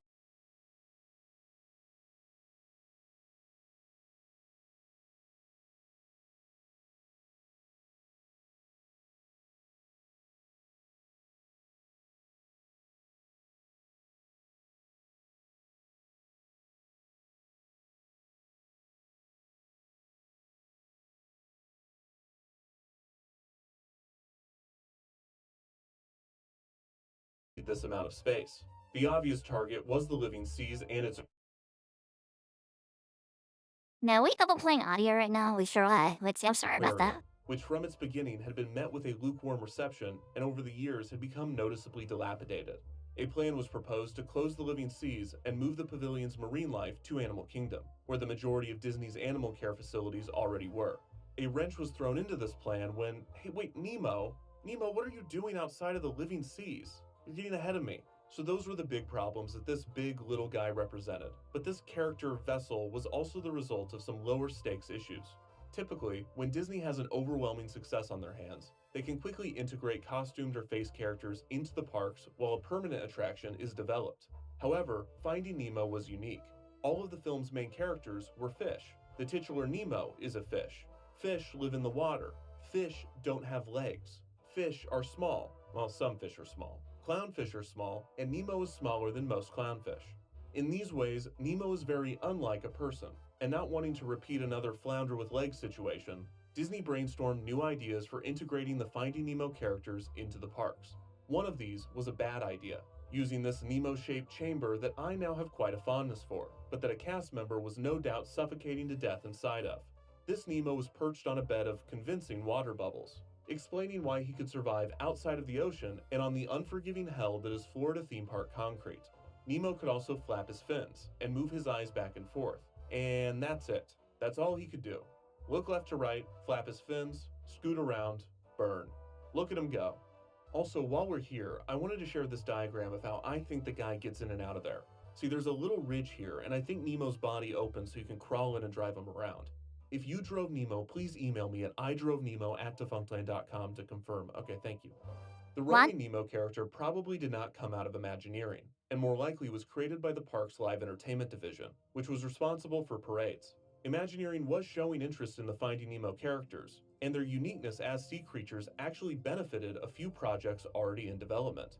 When Finding Nemo was released, Imagineer Joe Garlington was still working on Mickey's Joe Teen Elevator Garlington. for Tokyo Disney Sea, and he and his team were realizing the difficulty of translating the virtual puppetry format into a fully realized attraction.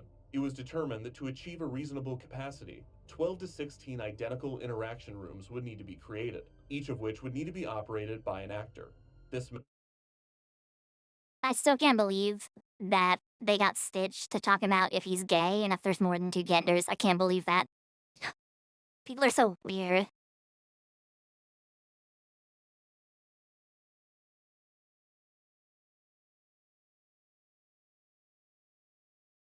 And he talked about it like in detail too. meant that a roster of around 40 puppeteers would be required to keep the attraction operating all day, every day. This was simply not realistic, so Garlington considered a workaround, a new method that he referred to as a pseudo-living character, an interactive character that was controlled by a live operator but not voiced by one. This would allow any cast member to be able to operate the room with simple controls that could initiate story beats and trigger pre-recorded dialogue. While the elevator concept would remain, the idea of the attraction starring Mickey was abandoned, for many of the same reasons that the original Toon Elevator team had moved on to Stitch. Garlington considered using the clumsy Goofy, whose personality was better equipped for the cartoony chaos of the elevator. While the main interaction would be a pseudo-living character, Garlington felt that he needed at least one true living character to sell the attraction, choosing to place a virtual puppeteer in the pre-show. Given Disney Sea and the SS Columbia's nautical theming, Imagineers considered a sea creature, and after the success of Finding Nemo, they had plenty of recognizable, charismatic ocean animals to choose from. The Imagineers honed in on Crush, the 150-year-old sea turtle known for his laid-back I remember nature. this. No, I've seen videos of this online. I've seen videos of this online. It's really funny. Like Stitch, Crush was the perfect fit for a living character. For one, his voice was easy to perform. Unlike Finding Nemo's main characters, who were voiced by famous comedians such as Albert Brooks and Ellen DeGeneres, Crush was voiced by the film's director, Andrew Stanton. Stanton's laid-back performance was easily mimicked, even more so than Stitch. First you were all like, whoa, and then we were like, whoa, and then you were like, whoa. On top of this, Crush had limited screen time in the film, which would give Imagineers and the puppeteers much more freedom. Dad nap, Dev?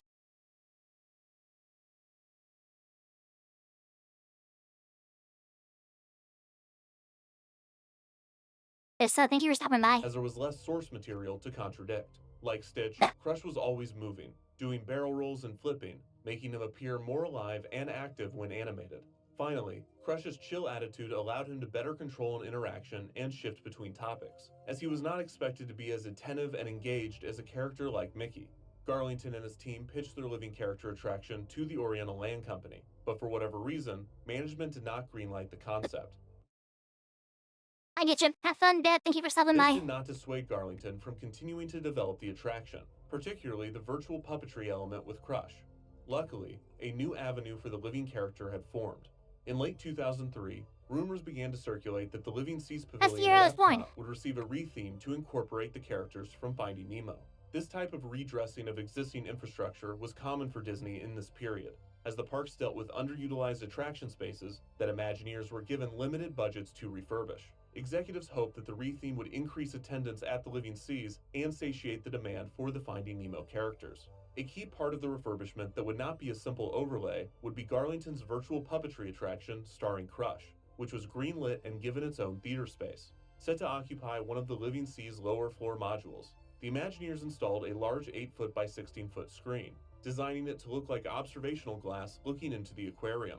The circular theater could fit around 120 people, and space was left in the front of the room so that the children could sit on the floor at the foot of the screen. The new interactive attraction began playtesting in the Living Seas in late 2004, before officially opening to guests on November 16th under the name Turtle Talk with Crush. After guests took their seats in the theater, a cast member would point out the hydrophone in the digital tank, explaining that it allows humans to communicate with the creatures of the living seas. The guests were encouraged to call for Crush, who would come flying into view. Ready? 1, 2, 3. Righteous, whoa, awesome! Check out the 360 on the invert float. Tubular. Crush would interact live with guests for about 10 minutes. The puppeteers were trained to begin the show by having Crush call on one of the children, typically by pointing out the color of their shirt, which he referred to as their shell. Gonna start with this dude right here in the short sleeve orange shell. Yeah, what's your name, little dude? Matthew. Matthew, excellent. The cast member in the room went up I love this attraction so much. There's so many videos of this attraction and meant to be funny. to each person Crush singled out and held a microphone so that they could speak with the character. As predicted, Crush was a perfect choice for the attraction. From a personality perspective, he was funny, relaxed, and had plenty of catchphrases to lean on. He said, "What up, dude? Give me something." Dude's funny. And he also told us that we needed to say dude for the rest of the day. One of the biggest hurdles Imagineers faced was determining what Crush could know and what he could not know. Stitch had a good understanding of the human world, but Crush had no knowledge outside of the few foreign objects that made their way into the ocean. This actually helped with the comedy, because Crush, being ignorant to many of the topics that children brought up, consistently got laughs. And we found this human artifact. I have no idea what it is, dude. Why are you dudes laughing? Who knows what this is? Well, do you have one of these, dude? No. Well, why not? Because those are for girls. Crush often discussed his relationship with his son Squirt, endearing him to family audiences and allowing him to impart parental wisdom. To tie into the theme of the living seas, Crush had several facts about the ocean at the ready, and he often ended the show with an ecological message in support of caring for the Earth's oceans. Because fish are not. Good to know DVD sales are up, actually. From an animation perspective, Okay, but fish are food and they're yummy. When did I lose tracking? Why did I lose tracking?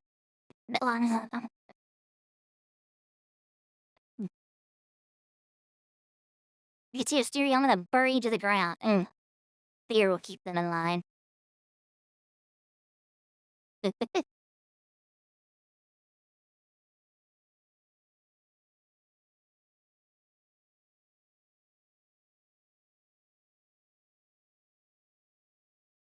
Be 1 second.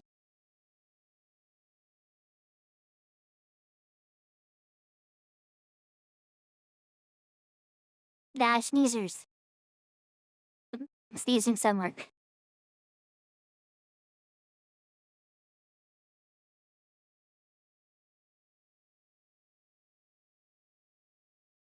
Crush works similarly to Stitch. To add more life to the character, Garlington and his team gave Crush what they refer to as Dead Man's animations, also known as idle animations, which kept Crush constantly moving, even when the puppeteer was not activating any movements. The Imagineers had planned on Crush interacting with other characters from Finding Nemo, but Pixar was too busy working on The Incredibles to contribute assets before the attraction's opening. A few months after its debut, Turtle Talk was updated to include more characters, including a scripted finale with a pre-recorded and pre-animated Dory. Turtle Talk was an overwhelming success for Disney. Audiences of all ages found the attraction fun and engaging. Children were enraptured by seeing Crush live and in person, and parents were equally amazed, trying to figure out how the trick was pulled off. Many incorrect guesses that appeared during this time included voice changers, face tracking, and even artificial intelligence. But the truth was much simpler, a testament to the Imagineers and the puppeteers. The attraction had over 10 times the capacity as Stitch's picture phone, with Crush able to entertain around 600 guests per hour. There was a certain personal element lost by staging the attraction as a theater show rather than a one-on-one interaction, but this was a necessary loss to handle crowds. Still, Turtle Talk was a modest show with a low throughput compared to other attractions. This did not stop Disney from marketing the attraction widely, and this, combined with strong word of mouth, resulted in Turtle Talk with Crush clogging the previously barren living seas. The attraction did not have dedicated queue space, so temporary switchbacks were set up throughout the main floor of the aquarium. It was a But I hate these things. These right here, these little switchback things, I hate them so much. These things, I hate them so much. I hate them so much. Their only purpose is to stop lines, and I hate them. I hate them so much. They're so annoying to deal with. They're so infuriating to see. I hate them. Switchbacks were set up throughout the main floor of the aquarium. It was apparent that Crush was so immensely popular that he needed a larger theater with more infrastructure.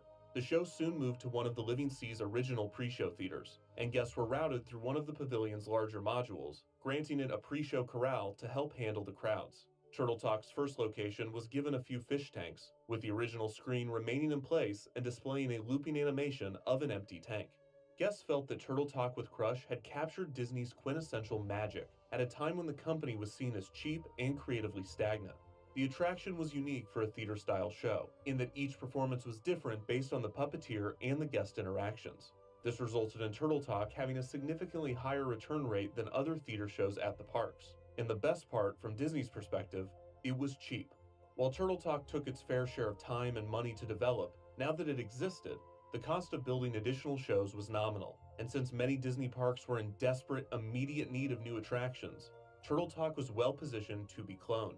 Just 7 months after the original version opened in the Living Seas, the struggling Disney's California Adventure received a version of its own in the animation building, replacing the animation screening room. This was a ridiculously simple retheme, taking a poorly attended theater and immediately giving it an attraction that dazzled guests. This caused the virtual puppetry format to spread rapidly. On September 12, 2005, the fifth Disney resort, Hong Kong Disneyland, held its grand opening. The project had suffered greatly from the same cost-cutting and lowering of standards that had plagued the entire parks division, and the new Hong Kong resort had very few offerings upon opening. To make up for this, Disney searched for fixes that were both quick and cheap, and living characters were the go-to choice. Lucky the dinosaur, who was regularly appearing in Dinoland at Disney's Animal Kingdom, was quickly shipped off to Hong Kong, where he would greet guests in a far less thematically appropriate setting. A new Push the Talking Trash Can was also created to intercept guests as they wandered the park looking for things to do. After Turtle Talk's success, Hong Kong management desperately wanted a version of the attraction for the barren park. Unfortunately, the only readily available space was in an arcade attached to the park's Space Mountain. Garlington believed that, quote, turtles in space didn't make much sense, so he suggested that they create a version of Turtle Talk with Stitch. a character who could more easily exist in the science fiction setting and had already proved himself as a virtual puppet. Less than a year after Hong Kong Disneyland opened, in July of 2006, Stitch Encounter debuted. The new show was the same format as Turtle Talk, with the interaction lasting between 10 and 15 minutes and ending with a predetermined finale. Stitch Encounter was also a smash hit, and a second version of the attraction was added to the desolate Walt Disney Studios Paris, where it opened as Stitch Live in 2008. Perhaps the example And that it best sucked. I named it a Stitch Live. That sucks. That's terrible. The Stitch Encounter was such a good name. illustrated the format's portability is when Disney built a bus capable of taking Turtle Talk on the road. Disney drove the Turtle Talk bus up and down the West Coast in an effort to promote Disneyland's newest attraction, an unrelated Finding Nemo retheme of the park's long-shuttered submarine voyage ride. After this promotional period, the bus was of course retired. Just kidding. They put it on a ship, sailed it to Hong Kong, drove it into a tent, and opened it as a makeshift Turtle Talk with Crush. These kids are talking to a bus. They barely covered the wheels. Fortunately, Turtle Talk received a more respectable, heavily themed version Airs. in 2009, when it opened at Tokyo Disney Sea in the SS Columbia, the same space that Oh, had that's originally cool. been envisioned for the Toon Elevator. The cost-to-benefit ratio of virtual puppetry was so favorable that Disney began to rely on the format to provide magical experiences at a low startup cost. This winning strategy could not last forever. As technology continued to improve, the virtual puppetry format became easily replicable. Soon, the trick was being found at many regional parks and even small entertainment centers. This was no doubt due to the success of Turtle Talk with Crush, and some companies even made a direct reference to it, such as Chops and Associates, a company which literally describes their system as, quote, as powerful as Turtle Talk without the huge Pixar price tag. What makes you precious anyway?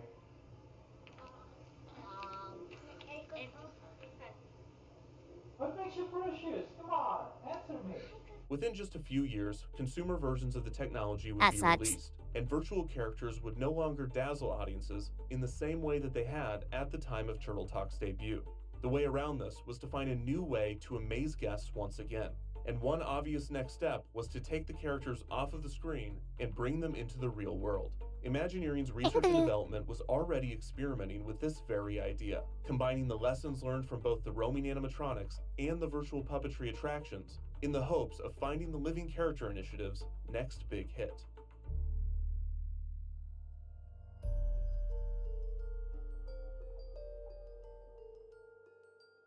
On March What did that say? I missed it. 13th, 2005, Michael Eisner announced that he would resign from his position as CEO of the Walt Disney Company. After being removed as chairman of the Eisner. board a year prior, the Been so writing was on good. the wall for Eisner, who had been the subject of a campaign launched by Roy E. Disney, dubbed Save Disney, which indicted Eisner for the company's down period. Eisner would stay on as CEO until September of 2005, in part so that he could see the opening of Hong Kong Disneyland. By that point, the board had already confirmed Disney's president, Bob Iger, as the company's next CEO. And as one of his first big moves, he sought to repair Disney's relationship with Steve Jobs and Pixar. Less than 4 months after taking over as CEO,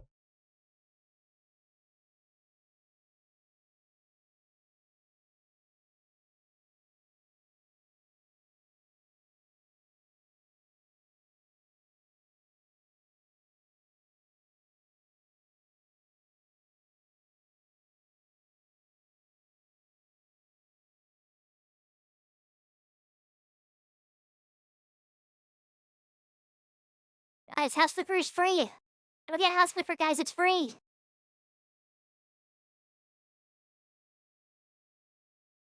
Guys, they made House Flipper free.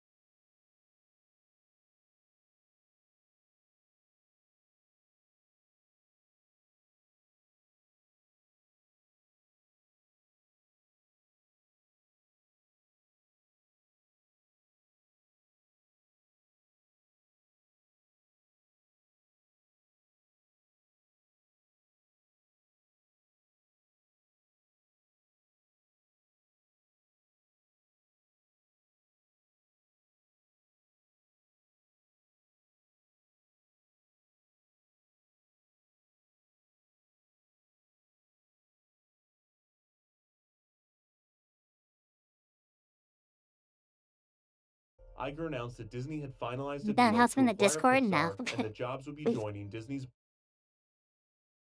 Oh my god.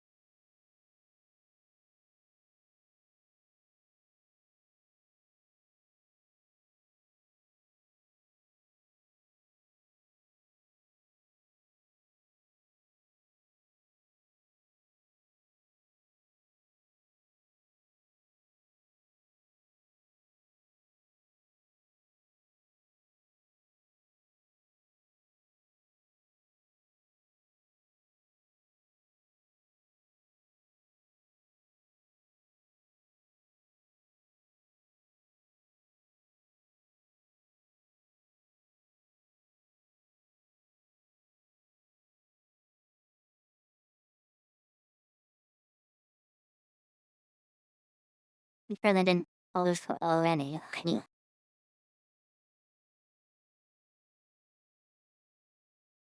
Mine made it.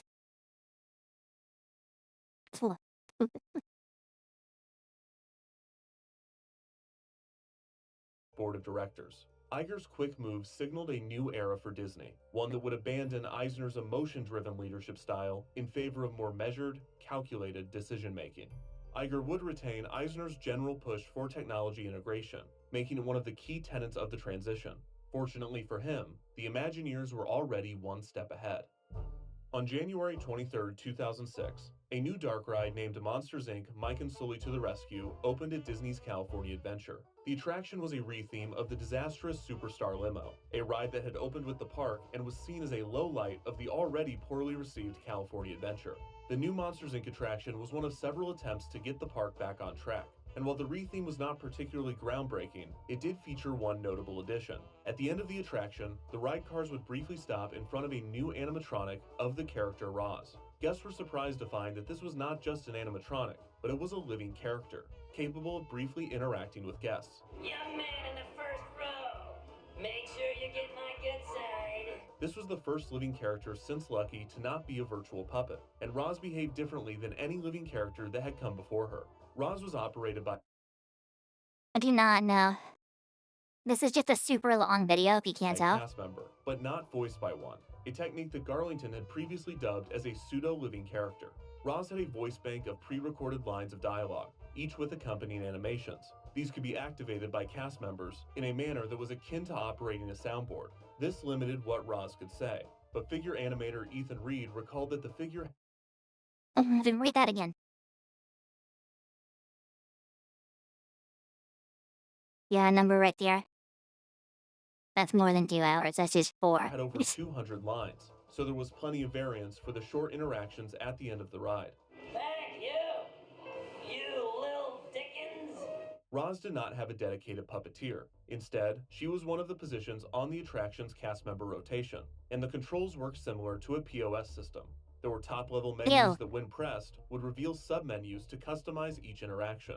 This is not exactly the structure, but for example, the top-level menu might have buttons for first row, second row, and third row in regards to where the targeted guest was sitting in the ride car. When one was selected, a sub-menu I hate POS systems so much. What they need to do instead is give every operator a mouse and keyboard. And you can just click. Just click. You just click the options. You don't need to actually touch the screen that makes things complicated and gross. You just click. You click with a mouse and keyboard. would be You also don't need sub-menus. Just put a search bar. You just put a search bar.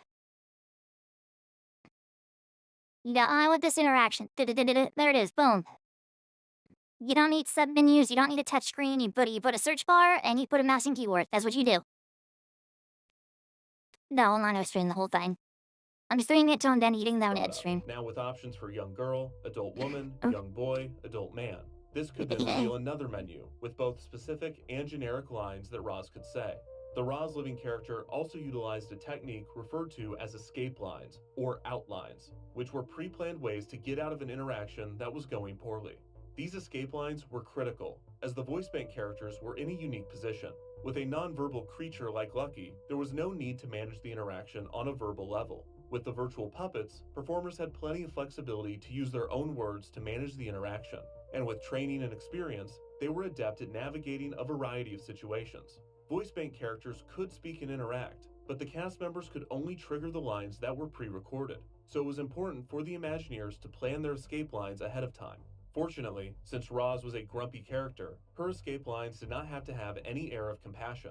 So if a guest was ignoring her or purposefully trying to mess with her, Roz could simply say, "whatever," and go back to writing on her clipboard. Most of Roz's dialogue lines were cold and disciplinary. What are you looking at? Don't make me come in there. Although some were friendly and a few were even flirtatious.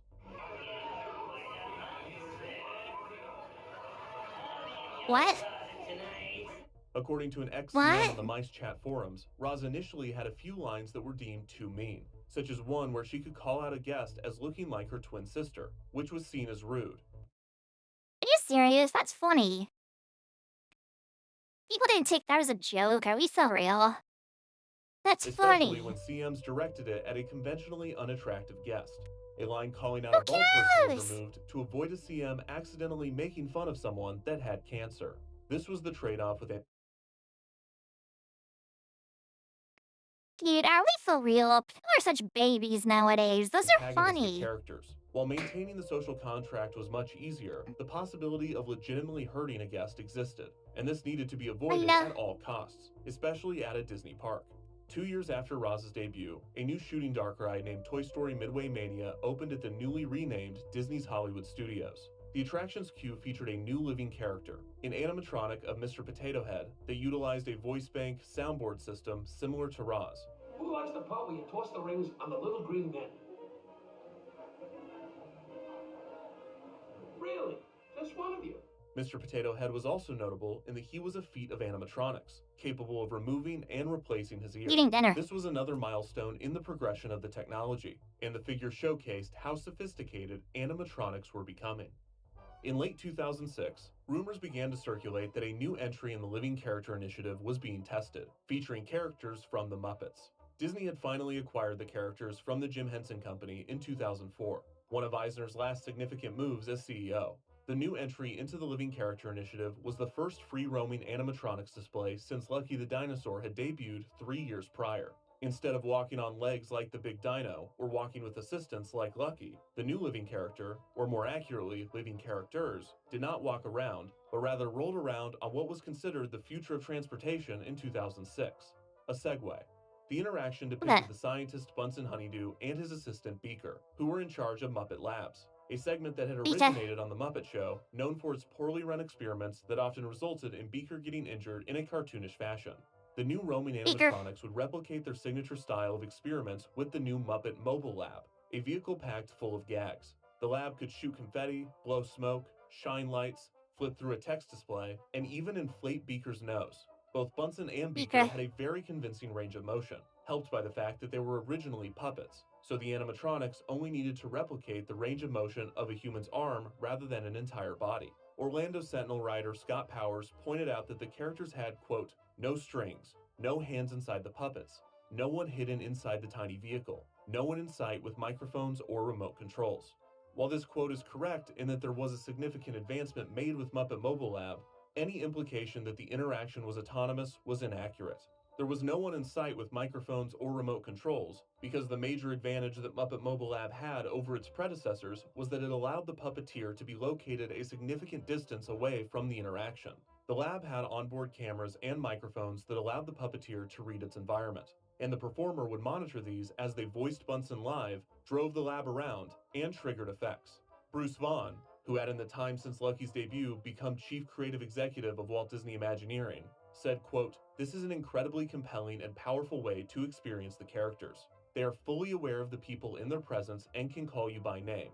Which, yeah, they're fully aware because there's a guy watching on a monitor. It's a little misleading. Not tacos. It's Alfredo.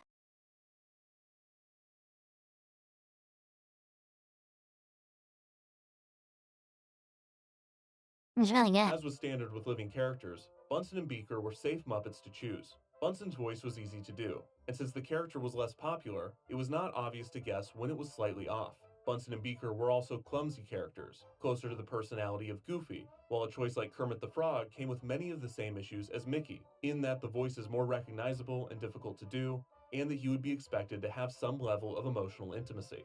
That said, keen Muppet fans could notice that Bunsen's performance varied based on the puppeteer. Anybody else love Beaker? Yeah? Who would like to come up and see if they can have a date with him? Not, you're too young. Besides, aren't you a boy? While in Muppet media, Bunsen was typically in his own head and focused on his experiments, when Muppet Mobile Lab debuted, his improv comedy was still being workshopped. This led to a few out-of-character moments, such as when Bunsen tried to flirt with female guests. You can help me. I'm sort of afraid of girls. You can't help me? You can't help me. Oh, okay. Well, I do need help, as I've been told that many times. We'll do that later, though. Why do they all do this? Muppet Mobile Lab was a That sucks. That is awful. Holy moly. If I go to Disneyland and the Muppet flirts with me, I'm destroying it with my hands. I whip that machine apart with my hands, bro. well-received addition to the Living Character Initiative, and it would receive the I didn't have tacos or burrito. I had offered a Theo pasta. Award for Outstanding Technical Achievement in 2009.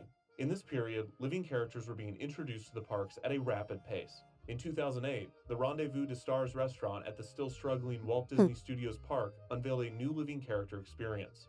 An actor dressed as a chef rolled a service cart around the dining room. When the chef lifted the serving dome, guests were surprised to see Remy, the little chef from the 2007 Pixar film Ratatouille, in his film-accurate form.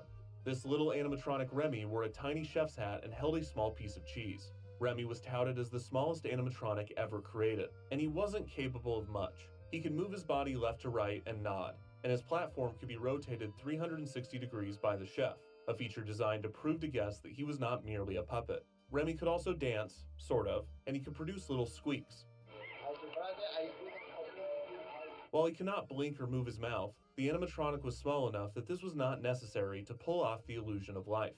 Some speculated that the animatronic was controlled by a remote puppeteer on the other side of the restaurant, or maybe even inside of the cart. But it appears that he was actually controlled, cleverly, by the handler's thumb, with a button placed on the handle of the serving dome. This would allow for some limited live controls and could also trigger interactions, such as a dance-off with the chef, which, for some reason, was set to the song You Can't Touch This by MC Hammer.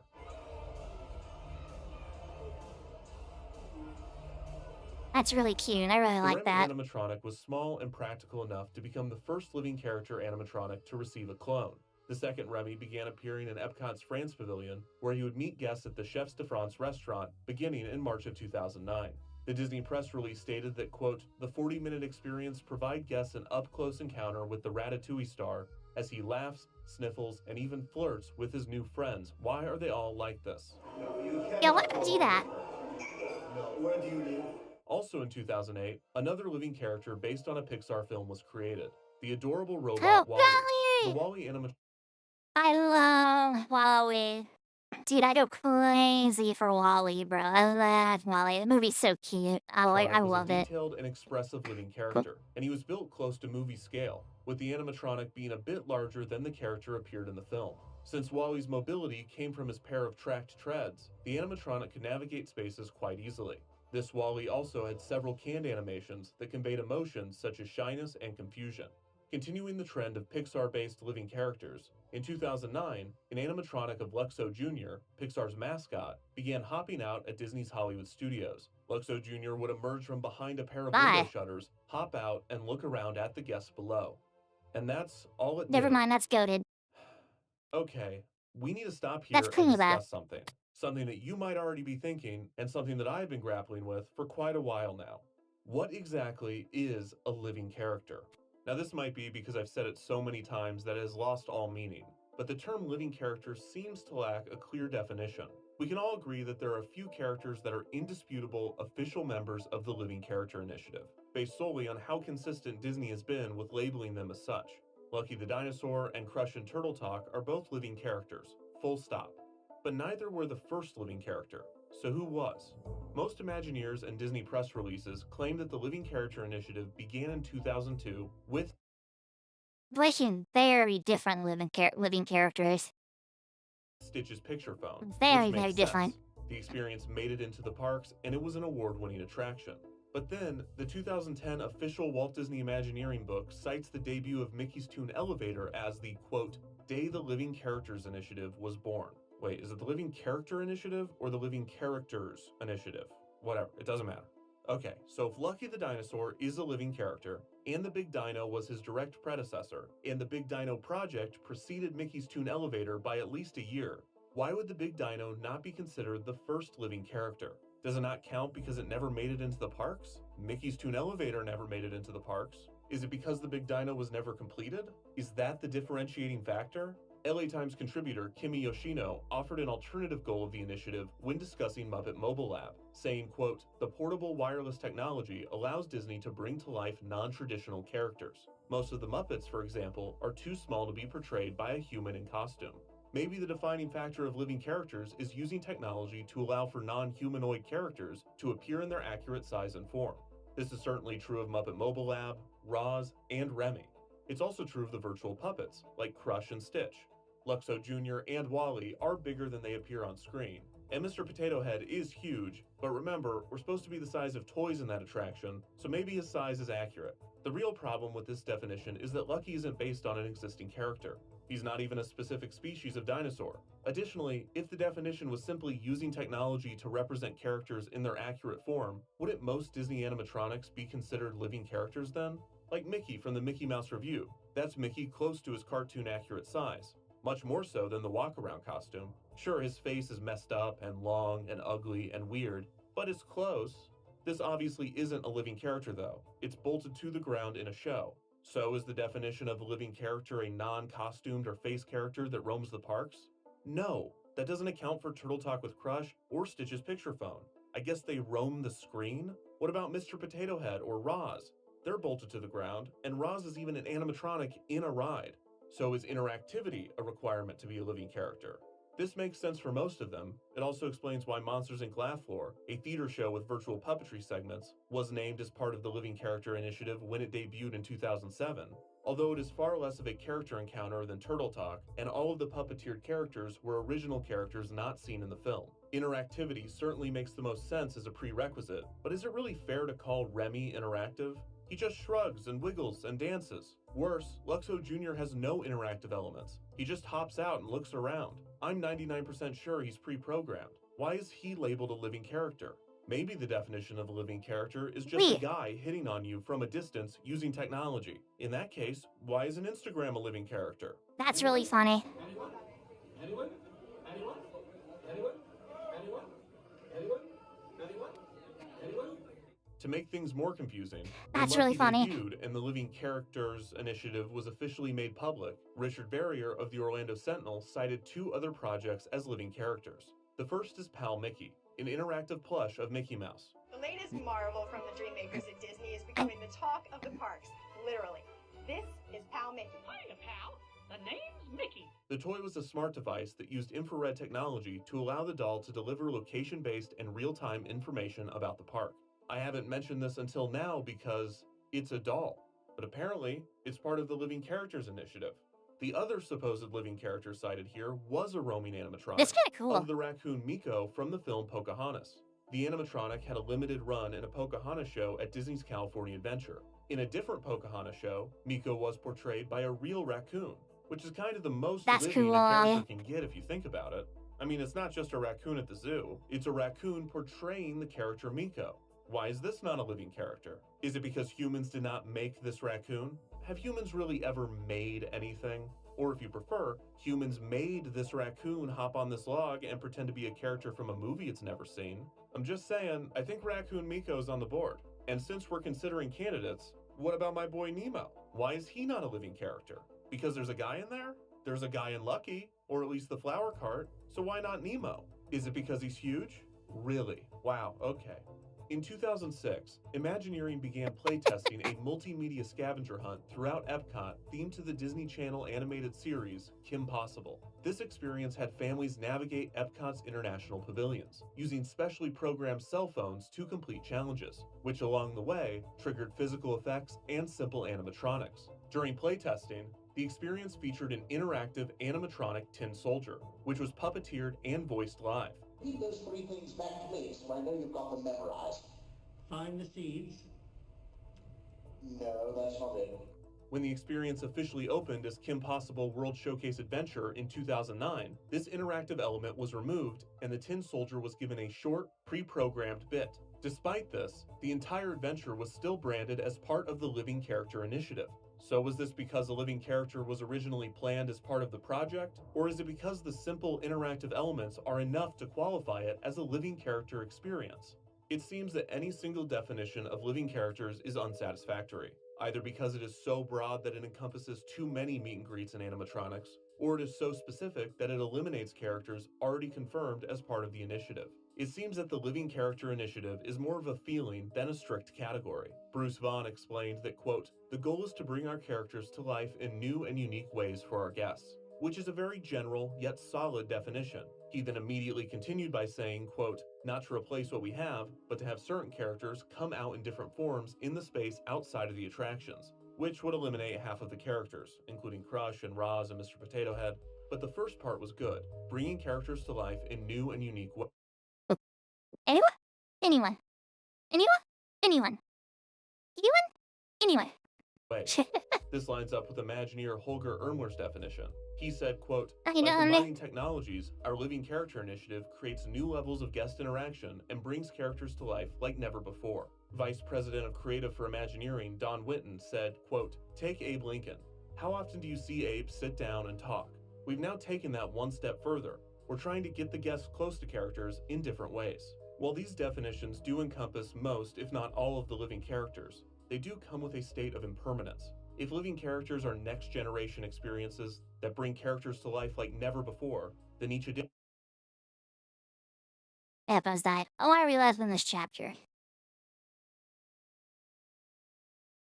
Then just let me like. We'll finish this chapter and then we go ahead and end stream. I'm quite tired and not gonna be at work in the morning.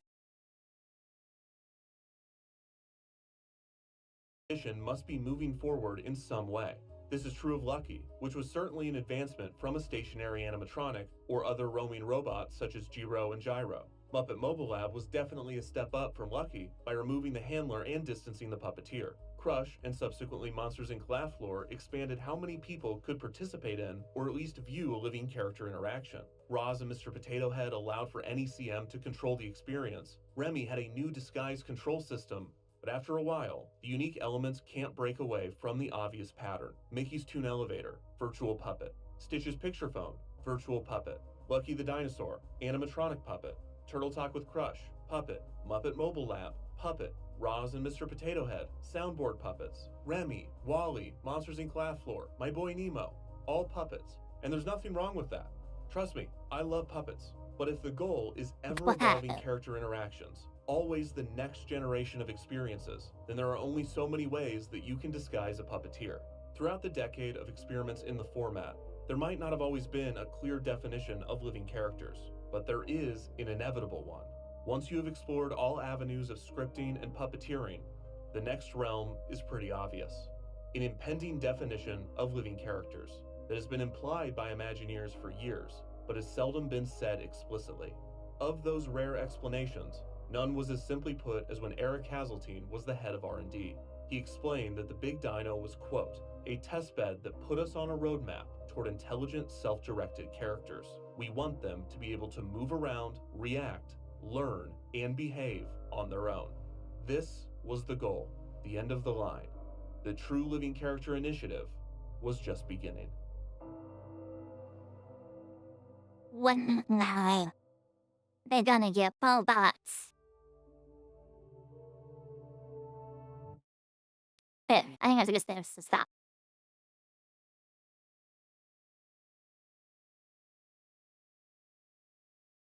Bring back on. Remembering your talk about worries today.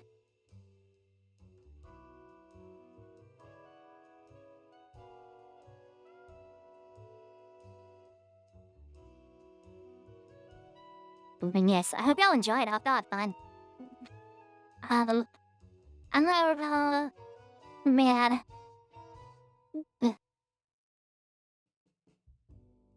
Yeah, it's been a lot longer than I thought we would today. We went about 3 hours, 3.5 hours, almost 4.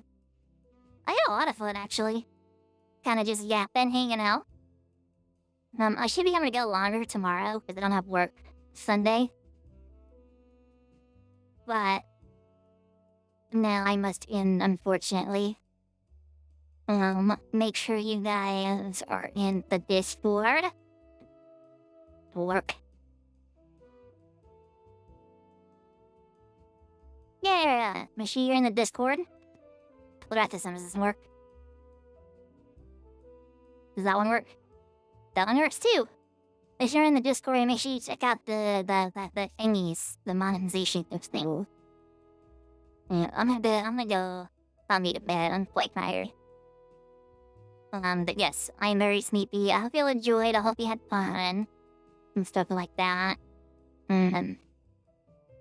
I got a lot of stuff to do still. So we might have another homework day tomorrow. We will see. Who knows? There's a lot of stuff I have to catch up on. We will see. I hope you all enjoyed. I hope you had fun. I love you so much. And I will see you all very soon.